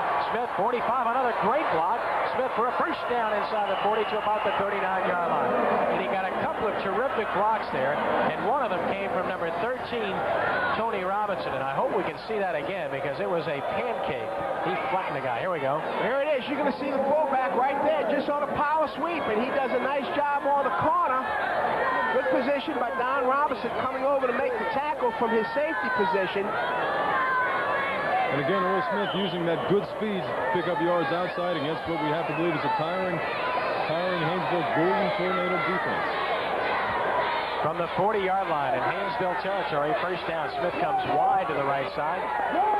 The split backs behind the quarterback, Martin, and they give us to Anderson to about the 38-yard line, where he is wrapped up by number 60, Josh Dishotel, 6 foot, 210-pound senior tackle. It'll be second down and 8 yards to go. Henry not looking so tired here as the ball is handed off. And number 60 doing an excellent job defeating his block and pulling him back to the ground. So we need the individual plays like that, and we need this team to come together and struggle throughout the line. From the 38-yard line, Martin on the keeper, 35. Martin to the 30, another first down. And down to the 26-yard line is Jason Martin for the Oak Grove Tigers, but a flag is down on the play, and this one might come back. So the offensive linemen were upset about that one. They were jumping up and down, and indeed, for a reason, holding Oak Grove. from a Haynesville point of view, they really needed that because, again, they would have been playing a 1st and 10 with the ball resting inside the 30-yard line. And hopefully here from a Haynesville, again, Haynesville is trying to get Oak Grove in a situation. Holding, offense, 10-yard penalty, repeat second down. But they want to put them into a passing situation. And that's exactly what you've got to do here. You know, Oak Grove's contented just to run the football here. He'll throw the ball every now and then, but he's not going to throw the ball 3-4 times on a possession. And as you said, this is what Haynesville needs. Earlier in the game, a couple of close, nearly intercepted passes. Hopefully they'll find themselves in a position like that here. And they run a reverse and hit in his tracks and driven way back into his own territory is Josh Bradley. Number 71, Charlie Boyd, sniffed that one out all the way and comes up with a big play defensively, a loss of about 8 yards. Charlie Boyd, you'll see him at the bottom of the screen here, just plays that play terrifically. I don't know if he was blocked there, if somebody missed the block, but he came off the outside of the line of scrimmage, smelled out that running back and brought him down from behind. And that's the end of the third quarter for the beautiful Louisiana Superdome, the Class A state championship game. And Oak Grove holds a 14-0 lead over Haynesville. We'll take a break here. We'll be back with our fourth and final quarter of action, the Gatorade Superdome Classic, right after this.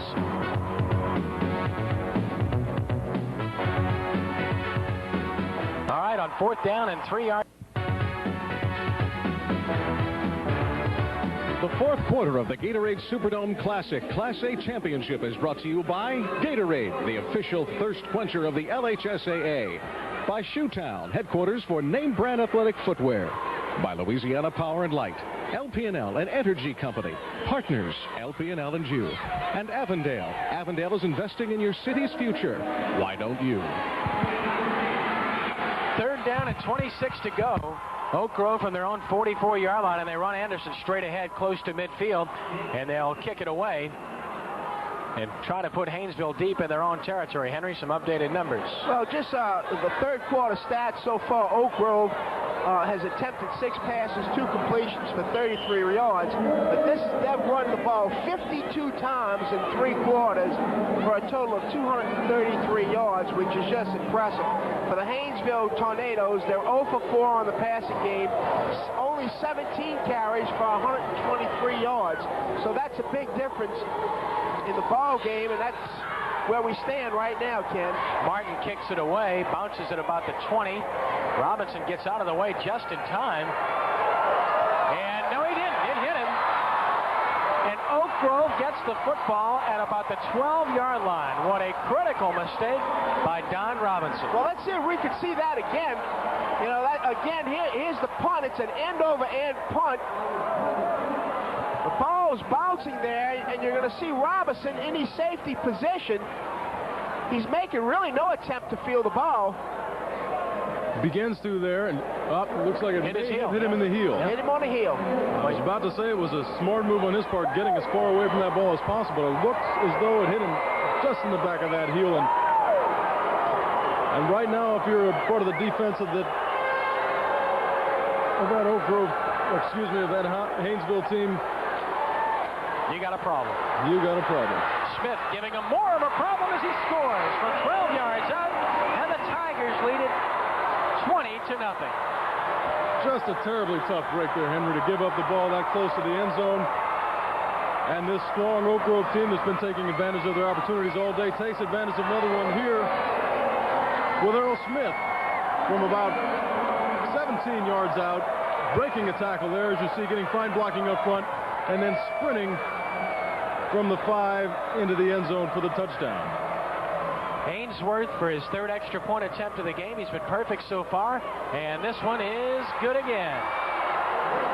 11:09 to play from the Superdome, and the Oak Grove Tigers have one hand on the trophy. They lead it 21-0 over the Golden Tornado of Haynesville. This is the Gatorade Superdome Classic. We'll be back right after this.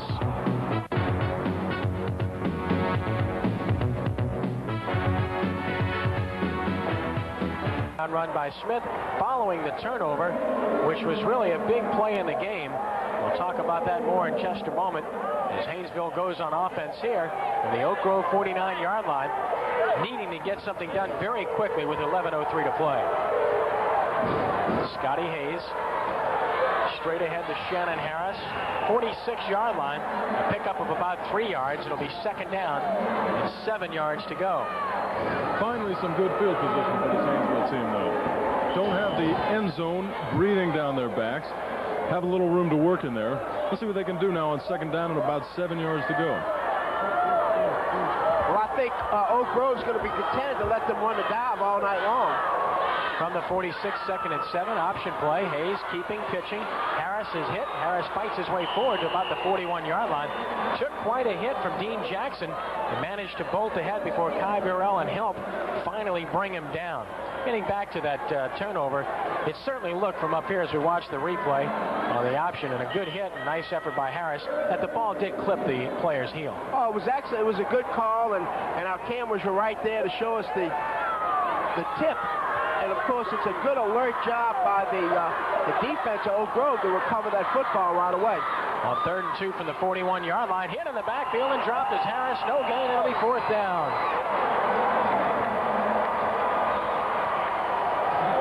Jimmy Hill, 32, the outstanding defensive tackle at 5'9", 228. The senior makes the stop. Well, that's really been the story all night long. Every time Haynesville has gotten in a third down possession situation, Oak Grove has continually come up with the big play all night long defensively. As you see the replay here, number 60, Josh Dissatel with a nice block on the outside, but nothing doing inside. Cheryl Glass on the stop as well, and on 4th down, they shut him down cold. Nowhere to go, and the ball goes over on downs. Trey Stevenson, number 80 at 6'3" and 185 pounds, in on the stop for Oak Grove. And the Tigers have done it again, and they're in total control with 9:18 to play, leading 21-0. That's been the name of the game so far, is how well, Oak Grove has just defensed the Haynesville offense, an offense that has come in here that has scored quite a few points. From the 41 on 1st down, this is Smith. Smith with that quickness again. Boy, he takes a big lick from Robinson as he crosses the 45 to about the 46-yard line. But the little guy is still on his feet. Pick up of 5 yards. It'll be 2nd and 5. Darrell Smith is a tough little guy, I tell you. He's only 5'6", 135, but he runs a lot bigger than 135 pounds.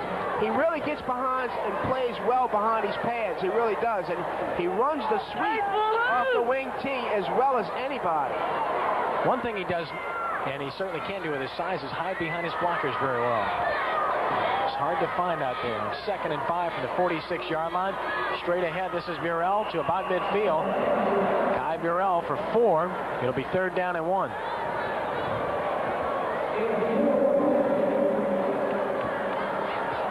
Well, I think the Tigers are contented just to keep the ball on the ground.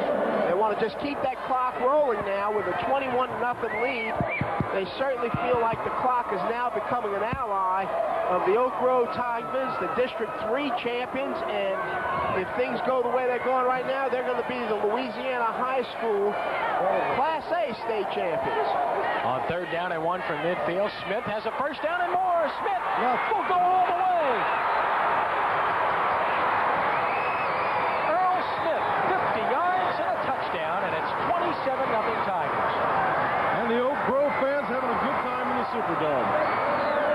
Came a long way to see their team win this game tonight. And they're doing so in fine fashion. That running game, pounding it out on the field, and then ended up breaking a lot of long plays here at the end of the game.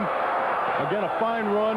Nobody, after you see he breaks 10 yards past the line of scrimmage, nobody there to make the play. Just getting past Don Robinson, and Earl Smith is off to a good-sized gain and a touchdown for Oak Grove. Haynes running interference for him, and now Ainsworth for the extra point, and he's got it again. 4 for 4 in the evening. 7:49 to play from the Superdome. The Class A state championship looks like it's going to go to the Tigers of Oak Grove. They lead the Golden Tornado of Haynesville 28-0. This is the Gatorade Superdome Classic. We'll take a break, and we'll be back with more of our fourth quarter action right after this.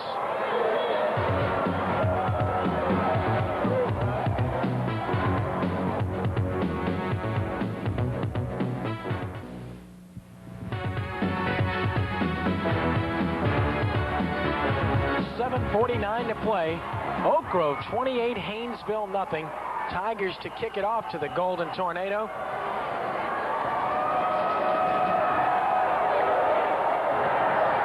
Whitaker hits it on the ground again, and once again it's fielded by the short man, and that's David Harris once again to the 46-yard line. Good field position, but dire straits for the Golden Tornado. And Brad, it's been a very impressive game from Earl Smith. Outstanding game for Earl Smith, taking in his third touchdown run. The last play of the prior drive for Oak Grove, adding again another minute 31 seconds to their possession time and 4 plays, covering 59 yards. On the 46-yard line, 1st and 10 for Haynesville. Scotty Hayes, the quarterback. Quick drop, under pressure, hit and drop, sack. And that's 14 Scott Haynes from his left defensive end position, the two-way performer, sacking Hayes, and it'll be 2nd down and 14 yards to go. But now, really, Haynesville is really in a tough position because Oak Grove now knows with the 28-point lead, there you see right now, an outstanding job by number 14, Scott Haynes, that they're just going to tee off the defensive lineman. They're coming now. Straight drop, Hayes over the middle, completes a pass. This is Kimball to the 48-yard line. Back to the original line of scrimmage, +1. It'll be 3rd down and 9. You know, Henry, as an offensive lineman, as a member of the offensive unit overall, and I've been in plenty of games like this, you hate to be in a position where you have to throw the ball as you see it here, and you know all that defense, as you mentioned, has to do is pin back their ears and come. That is one of the toughest things in the world to do, especially when you're down by 28 points. And you've got to catch up a lot of yardage and a lot of points in a small amount of time. On 3rd and long. Hayes running out of the pocket, hit at the line of scrimmage and dropped. Ty Burrell was there along with number 80, Trey Stevenson. And it'll be 4th down and 8 yards to go for the Haynesville Golden Tornado.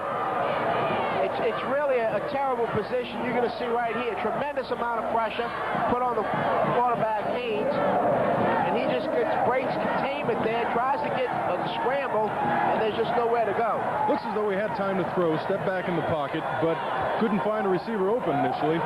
Step back up, and then the pocket collapsed back underneath and took him down. Now Don Robinson will punt once again to Earl Smith.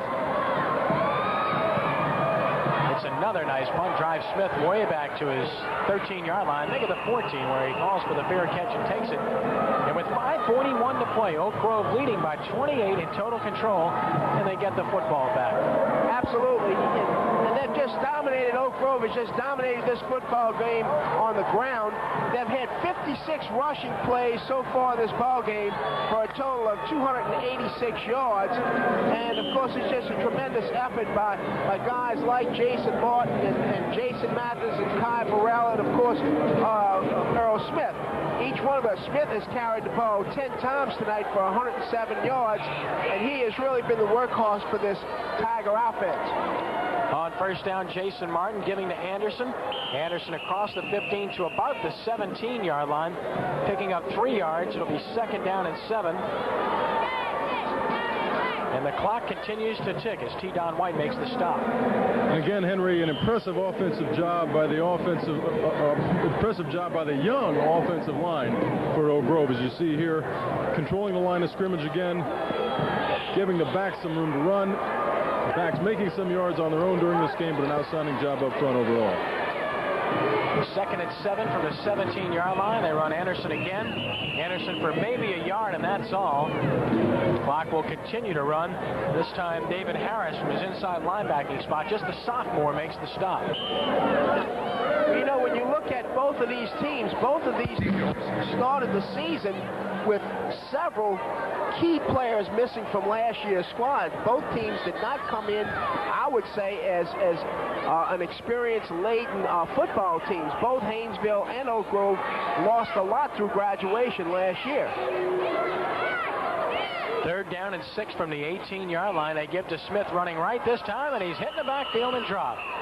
This time the penetration is there, and a nice play made defensively. And that play made by number 12, Jerry Austin, and it'll be 4th down and a punting situation. 4th down and 11 yards to go. Jason Martin will punt standing near his own goal line. Yeah, as Henry alluded to, Haynesville has only 3 starters returning from a year ago. Bad snap, and he barely gets it off. Nice kick nonetheless, will bounce, and this time Robinson will get out of the way wisely. And it'll be down at the 46-yard line with 3:48 to play. You ain't seen nothing yet, have you? And you really haven't. We've got 3 great championship games yet to come. That's correct. AA game, Jonesboro Hodge against Welsh. AAA game with Crowley against Wassman. And the concluding game would be the Quad A state championship game featuring the Ouachita bunch against Brother Martin. And that'll be a great conclusion, I am sure, to this Superdome Classic. 3:48 to play in this state championship game, Class A title game. And Haynesville pretty much out of it, losing 28-0 with the football from their own 46-yard line. Hayes off the play fake, throwing over the middle. Nice throw to Robinson. He's loose. He's at the 30. He may go all the way. 15, and knocked out of bounds at about the 9-yard line. Henry, a good-looking play. A real good-looking play by this club. A little late in the game to start being able to put the ball in the air like that. Fine play. I just saw a sign over on the Haynesville side that said, "Where was that play?" No, great execution both by Hayes and by number 4, Don Robinson. Robinson showed good speed, got outside there. Well, he's a top-notch athlete. He's considered a blue-chip prospect, and you can see why. Does a lot of things for this team. 1st down, goal to go from the 9-yard line. Trying to get outside as Kimball, and he can't get there. Stopped at the line of scrimmage by a host of black jerseys. Kai Burrell led the charge, along with help from Earl Smith. And 53, Frank Williams, and it'll be 2nd down and goal to go. No gain on the play. Well, I thought that was an unusual formation. It was kind of like a crooked power eye or a crooked wishbone in which it was offsetted. The fullback was not directly behind the center, but more or less in the guard tackle gap. And they ran just the off-tackle power play on kind of a wham or isolation play inside. 2nd down, goal to go from the 9-yard line. From the end zone, we look at Scotty Hayes. Low crouch under center, and the pitch trying to get outside, and there's nothing there for Kimball. Hit in the backfield, dropped for a loss. It's Dean Jackson, the quarterback, sophomore, coming up to make the stop, and an injured Oak Grove player on the field. Looks like Jason Mathis, who's been down a couple of times. There's Mathis right there. That's where he got hurt. And with the help of Mathis, that's another fine play by Dean Jackson. 2 in a row there to really keep this offense off balance. Again, the replay, and you can see the injury. Hard to tell exactly what it was, but certainly this turf is quite hard, Brad. It's not as bad, perhaps, as when you first got here. The new turf is a little bit better as we see Mathis slip off, but it's still quite hard, isn't it? Benny, this surface, the older I get, and the longer one plays on this type of surface, the more damage it could become to the body. Fortunately, these young men don't play on it that often. But you go down there, and there's not much under that green surface. 3rd and goal from the 13-yard line, and they fumble the football, scramble with it, and who's got it? Oak Grove. 32, Jimmy Hill comes up with the football, and that has to be the final nail in the coffin of the Golden Tornado. And that's a shame, Kenny. I think it would have been encouraging. It would have been fun, at least, for these guys to put the ball in the end zone one time this evening against a very strong, persistent defense. Unfortunately, it doesn't look as though now they'll have that opportunity unless the Haynesville defense can stop Oak Grove up. and maybe come back for one more shot, a pride shot, if you will, of getting the ball back in the end zone. On the 19-yard line, Oak Grove will simply work on the clock here with 2:31 to play. Martin surveying the defense and giving it off straight ahead for about 2. Anderson once again to the 21-yard line. It'll be second down and 8 yards to go.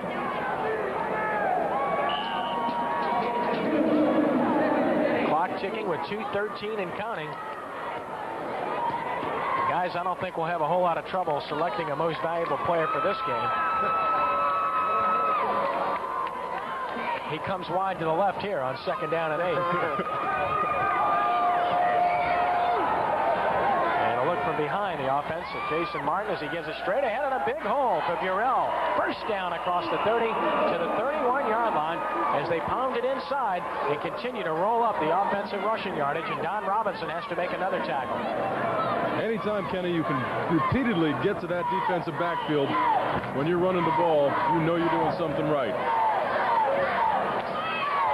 One more block there and would have had even a few more yards, maybe gone all the way. Robinson holding on there, as you can see. 1:35 and counting. This one's just a couple of plays away from being over. And they give it to Burrell. He finds more running room and runs over tacklers to about the 40, close to another first down, and the clock continues to tick with 1:20 to play. Well, it looks like we're going to have a new Class A state champion, and that's going to be the Oak Grove Tigers. An outstanding, to me, an outstanding job by the whole team. But you know, when I looked at this football team prior to the game and saw 3 freshmen in the offensive line, I just could not believe that they were going to control the line of scrimmage like they did. There we see the handoff, just a counter play here to Earl Smith on a second down, and he's going to get the first down now. So Oak Grove contented to run the ball out. 49 seconds. The Tornado with 3 timeouts left. Don't think they'll have any reason to use them. And as you said, again, just a very strong game, a very impressive game by the Oak Grove offense, who has literally pounded the ball out on offense, picking up, I've got to believe, 300-plus yards at this point. Absolutely, Brad. First down. Just a straight handoff here now. Number 44, Reggie Anderson. And you can tell now the Oak Grove fans, as well as the players, they can smell it, Brad. They're going to be the Class A state champions, Louisiana high school football, right here in the Superdome. 7 seconds and counting. Don't think they're going to get another play off. Just an outstanding job by the Oak Grove Club, and as I mentioned to you before, Henry, would have liked to have been able to say a lot more about the Haynesville club. We did talk about them. They had a tough time all night defensing that powerful Oak Grove defense, and then again the Oak Grove defense doing a job on Haynesville. They had opportunities early in the game, but just were not able to take advantage of them. It's also impressive from Oak Grove's standpoint that they turned the ball over 5 times and still mounted the offensive attack that they did. Absolutely, Brad. I think it was a classic example of crunch football. Both teams came in here. Neither team wanted to throw the football. That was obvious for tonight. But Oak Grove certainly had the best of it. To me, when you look at the people that Oak Grove has coming back, they could possibly dominate here for several years. So right now, the final score is, in the Class A finals, is the Oak Grove Tigers 28, the Haynesville Golden Tornadoes 0, and we'll be back. We're going to take a break right now. We'll be back with Kent Trahan on the field.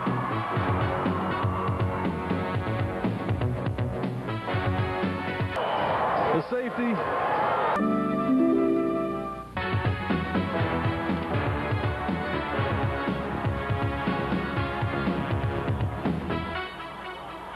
You're looking at a scene of celebration here at the Louisiana Superdome, where the Oak Grove Tigers are victorious. The score 28-0 over the Haynesville Golden Tornadoes.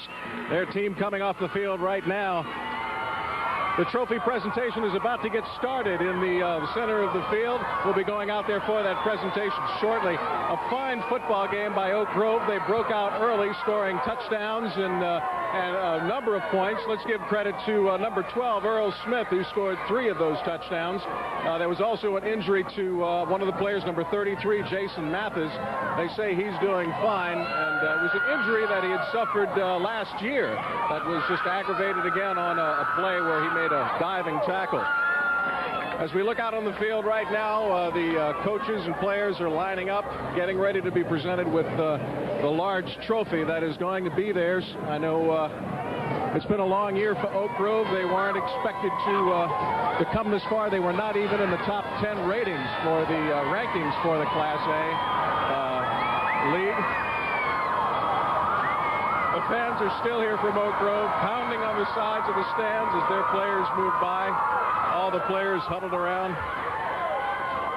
A very happy occasion for the Oak Grove Tigers. The Haynesville Golden Tornadoes put up a valiant effort for the game, but it just looked like the Oak Grove Tigers took it to them tonight, dominating them in every aspect of play, from special teams right on down to the simple control of the line of scrimmage.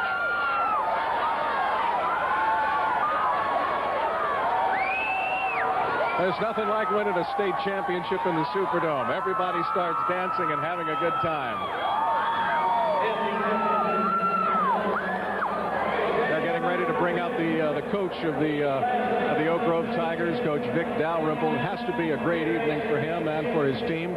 It's taken quite a few games for him to get here. He lost the first 3 of 4 games. Didn't look good at the beginning of the season, but his district play was able to bring him up to snuff, finish with 11-3. The most important thing is tonight's victory over the Haynesville Golden Tornadoes.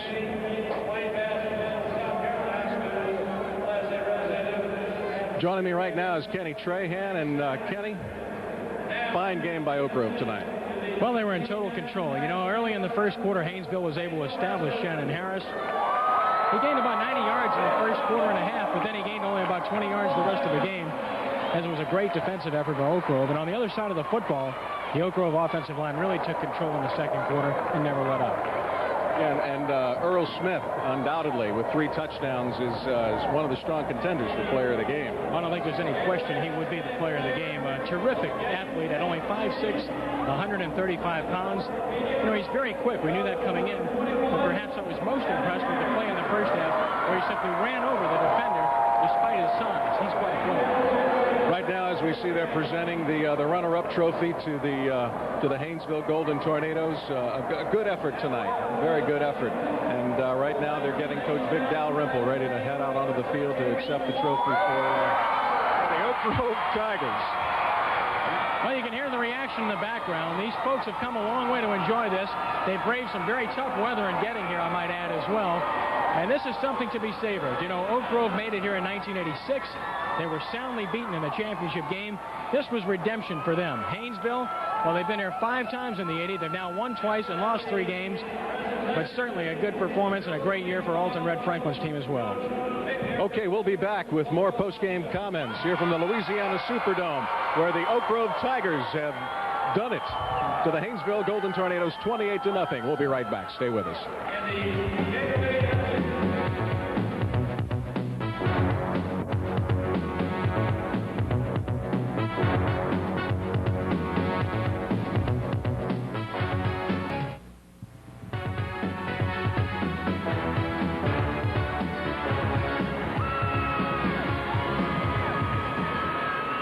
The Oak Grove Tigers, the champions, Class Single A, as they defeat Haynesville 28-0 in convincing fashion. With me now, the Victoria's head coach, Coach Dalrymple. I know you have to be thrilled about what transpired here this evening.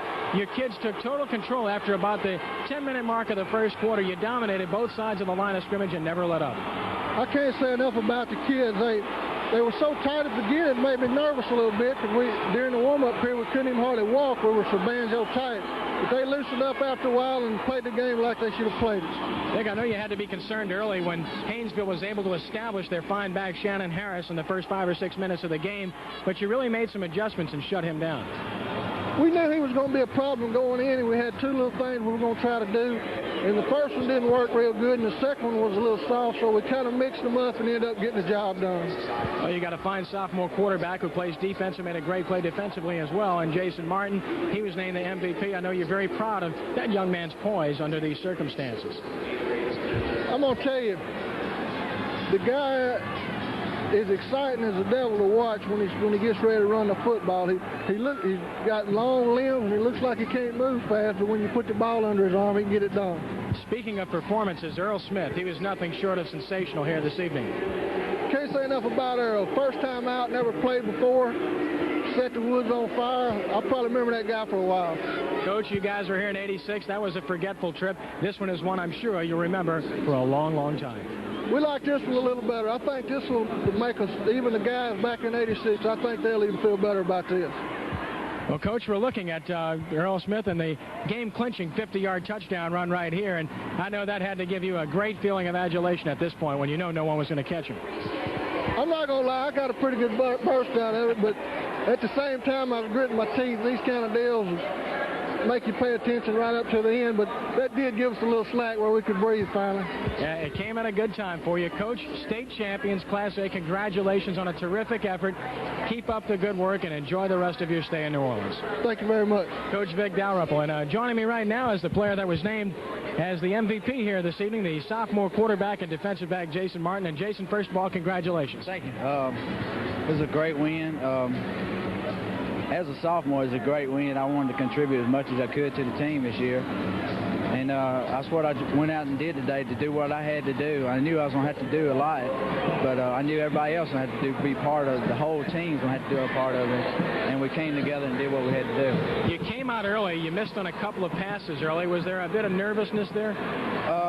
Yeah, a little bit. When you start off the game, I was a little nervous, but once I get into it, I calmed down and just try to do my thing.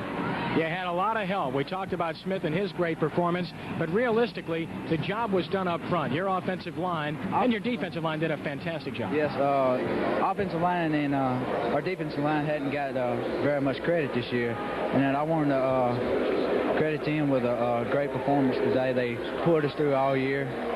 The two front men, Gerald Glass and Jimmy Hill, did an excellent job. Scott Haynes and Tony Robinson, and especially two linebackers, our two seniors, Kai Burrow and Jason Mathis. Jason, you've won a state championship. You just got named MVP, and you're just a sophomore. It doesn't get any better than this, does it? It doesn't. I'm very surprised I got it myself. I didn't really think I'd get anything like this at this age, but I want to thank everybody. Thank them for giving this MVP, and it feels great to be an MVP.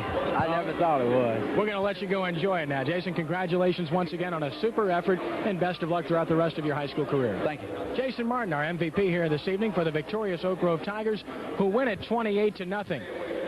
Upstairs in the booth, Henry Rando and Brad Edelman. And Henry, this was a situation where after Oak Grove in the early going had some trouble containing Shannon Harris, their defense really shut them down, and they took total control of the line of scrimmage, didn't they? Well, no question about it, Kenny. Just to prove something out about this is that Oak Grove broke a Superdome Classic record, and that was that they had 64 carries in a ball game and 320 yards rushing, and they broke a record held by, guess who? The Haynesville Tornadoes. So it was an outstanding job by Oak Grove. They controlled both the offensive and the defensive lines, Brad. I mean, to me, it was just unbelievable how three freshmen can get in there. I hate to have to play this club, next couple of years down the road, because they're going to be a lot tougher. Oh, I agree with you entirely. We talked about that before the game, and we were concerned about. We talked about that before the game. We were both concerned about the relative inexperience in that offensive line, but man, I tell you, they pulled through. As the quarterback said after the game, they pulled through the entire the entire year for the club, and it was great to see them perform as well as they did today. Well, Kenny, let's go. We're going to go back to Kenny and wrap it up. Again, the final score tonight was a 28-0 28-0 win by the Oak Grove Tigers. Kenny, take it away on the field. All right, thank you, Henry. Thank you, Brad Edelman. Well, the Tigers have won at 28-0. Our first state champion has been named here in the single-A championship game in the Gatorade Superdome Classic for 1989. We've got much more to come. The double-A state championship game, Jonesboro Hodge against Welsh, and a couple of other games coming up as well in AAA and Quad A. It's been a lot of fun. The Tigers are victorious, 28-0. For Henry Rando, for Brad Edelman, for Bob Pavlovich, and our entire Cox Cable crew, this is Ken Trahan from the floor of the Louisiana Superdome, bidding you a pleasant good evening. So long for just a while. Oak Grove, the champions, 28-0 over Haynesville.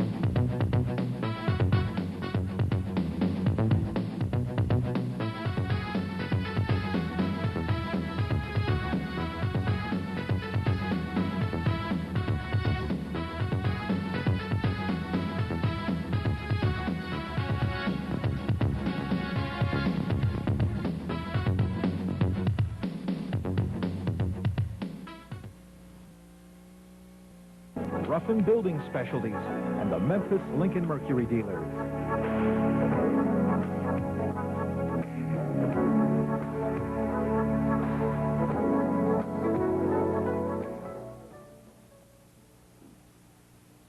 Well, good evening, everybody, and welcome to our Region 10 Sports Special, that championship season. And it was certainly that for four area high school football teams as they managed to put it all together to come home with that big trophy here to end this year, Larry. You got that right, Gene. 20-some-odd teams from North Louisiana, South Arkansas went into postseason play. 4 of them brought home state championship trophies. We'll have their stories after this. That tonight, Ouachita Lions, they won it all in Quad A, Jonesboro Hodge in Double A. McGee from up in South Arkansas, they won it in Double A for Arkansas, and also the Oak Grove Tigers. And what a year they had, Larry. Yeah, no, Gene, they came out. It seemed like the last game against OCS when they won at Oak Grove was a turning point. They took it right on up to the state championships. I spent some time in Oak Grove this week, and here's the Tigers' first championship story.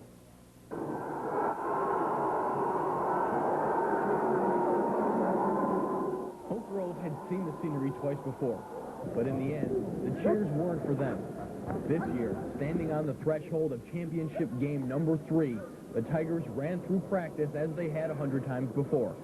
From hot August to chilly December, from the grass of this practice field to the turf of the dome, Oak Grove's motto has been whatever it takes, and that motto took them to the state championship.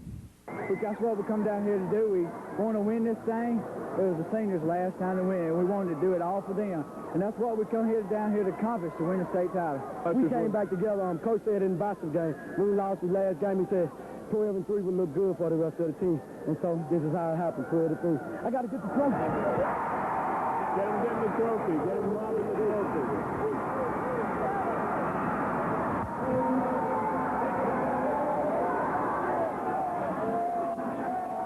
Hemingway called Paris a movable feast. Having been there, you always take that experience with you. So the Tigers, reaching the top of the mountain near the French Quarter, brought their movable feast from Bourbon Street to Main Street, Oak Grove. Because even though winning a first state title was a team accomplishment, it was one reveled in by the entire community. Very fine, very fine. really created a lot of enthusiasm in Oak Grove, West Carroll Parish. Oh, yes, indeed it did. They backed the club 100%. I'd say 110% all the way. They showed that in their attendance in the Superdome. I'm glad to be a part of it. Sure am. There's so much community pride about this. Once we got in the playoffs, this thing became something for the community. And all of our pep rallies and things like that were designed with the community there and were held at night, and just a tremendous spirit and pride here in the community about this championship. I guarantee you, it's just amazing how these people come from everywhere around and tried to push us and tried to help us, and it was a constant going on uptown. Everywhere you went, that's what people were talking about. In fact, one man come by that works at the old folks home and said there was an old man about 85 years old in a wheelchair. He said, "I don't believe anybody can stop us this time." So, you know, it just spread to all facets of the community, and that gave us a real good feeling. For the Tigers, this season has been one built on town support. After a 1-3 start, Oak Grove wasn't an odds-on favorite to reach the Dome, but belief in the team and a season of maturing led the black and gold over the likes of powerhouses OCS, University, and finally Haynesville. And a coaching staff, a team, a school, and a town celebrated, because in the end the team had more members than the program listed. Crowd Oak Grove, they support us all over. I don't believe it's any better crowd than Crowd Oak Grove. Got 2,000 people up there cheering for us. It keeps you pumping during the game, and that just influences you to keep on going. Yeah, that's pretty good. We started off 1-3, and they stayed with us the whole time. So they support us real good, and I'm really excited about it. It helps the team a lot, and I appreciate it from all the fans. We started the year at 1-3, and things looked rather bleak at that time, but even at that stage, the community people did not get down on the boys, and they felt good about themselves. And as we went along and made a few changes on the football team, the team got better and better, and we probably ended the season with our best game. It's plenty of electricity going on around here right now, and the shopping is picking up. We were just talking about it at the coffee break. People are starting around and very happy on an upbeat. December 8th, 1989, the Oak Grove Tigers went shopping and gift-wrapped one of the best Christmas presents the town could have gotten. Congratulations once again to the Oak Grove Tigers on state champion McGee Owls, another first state championship. That's right.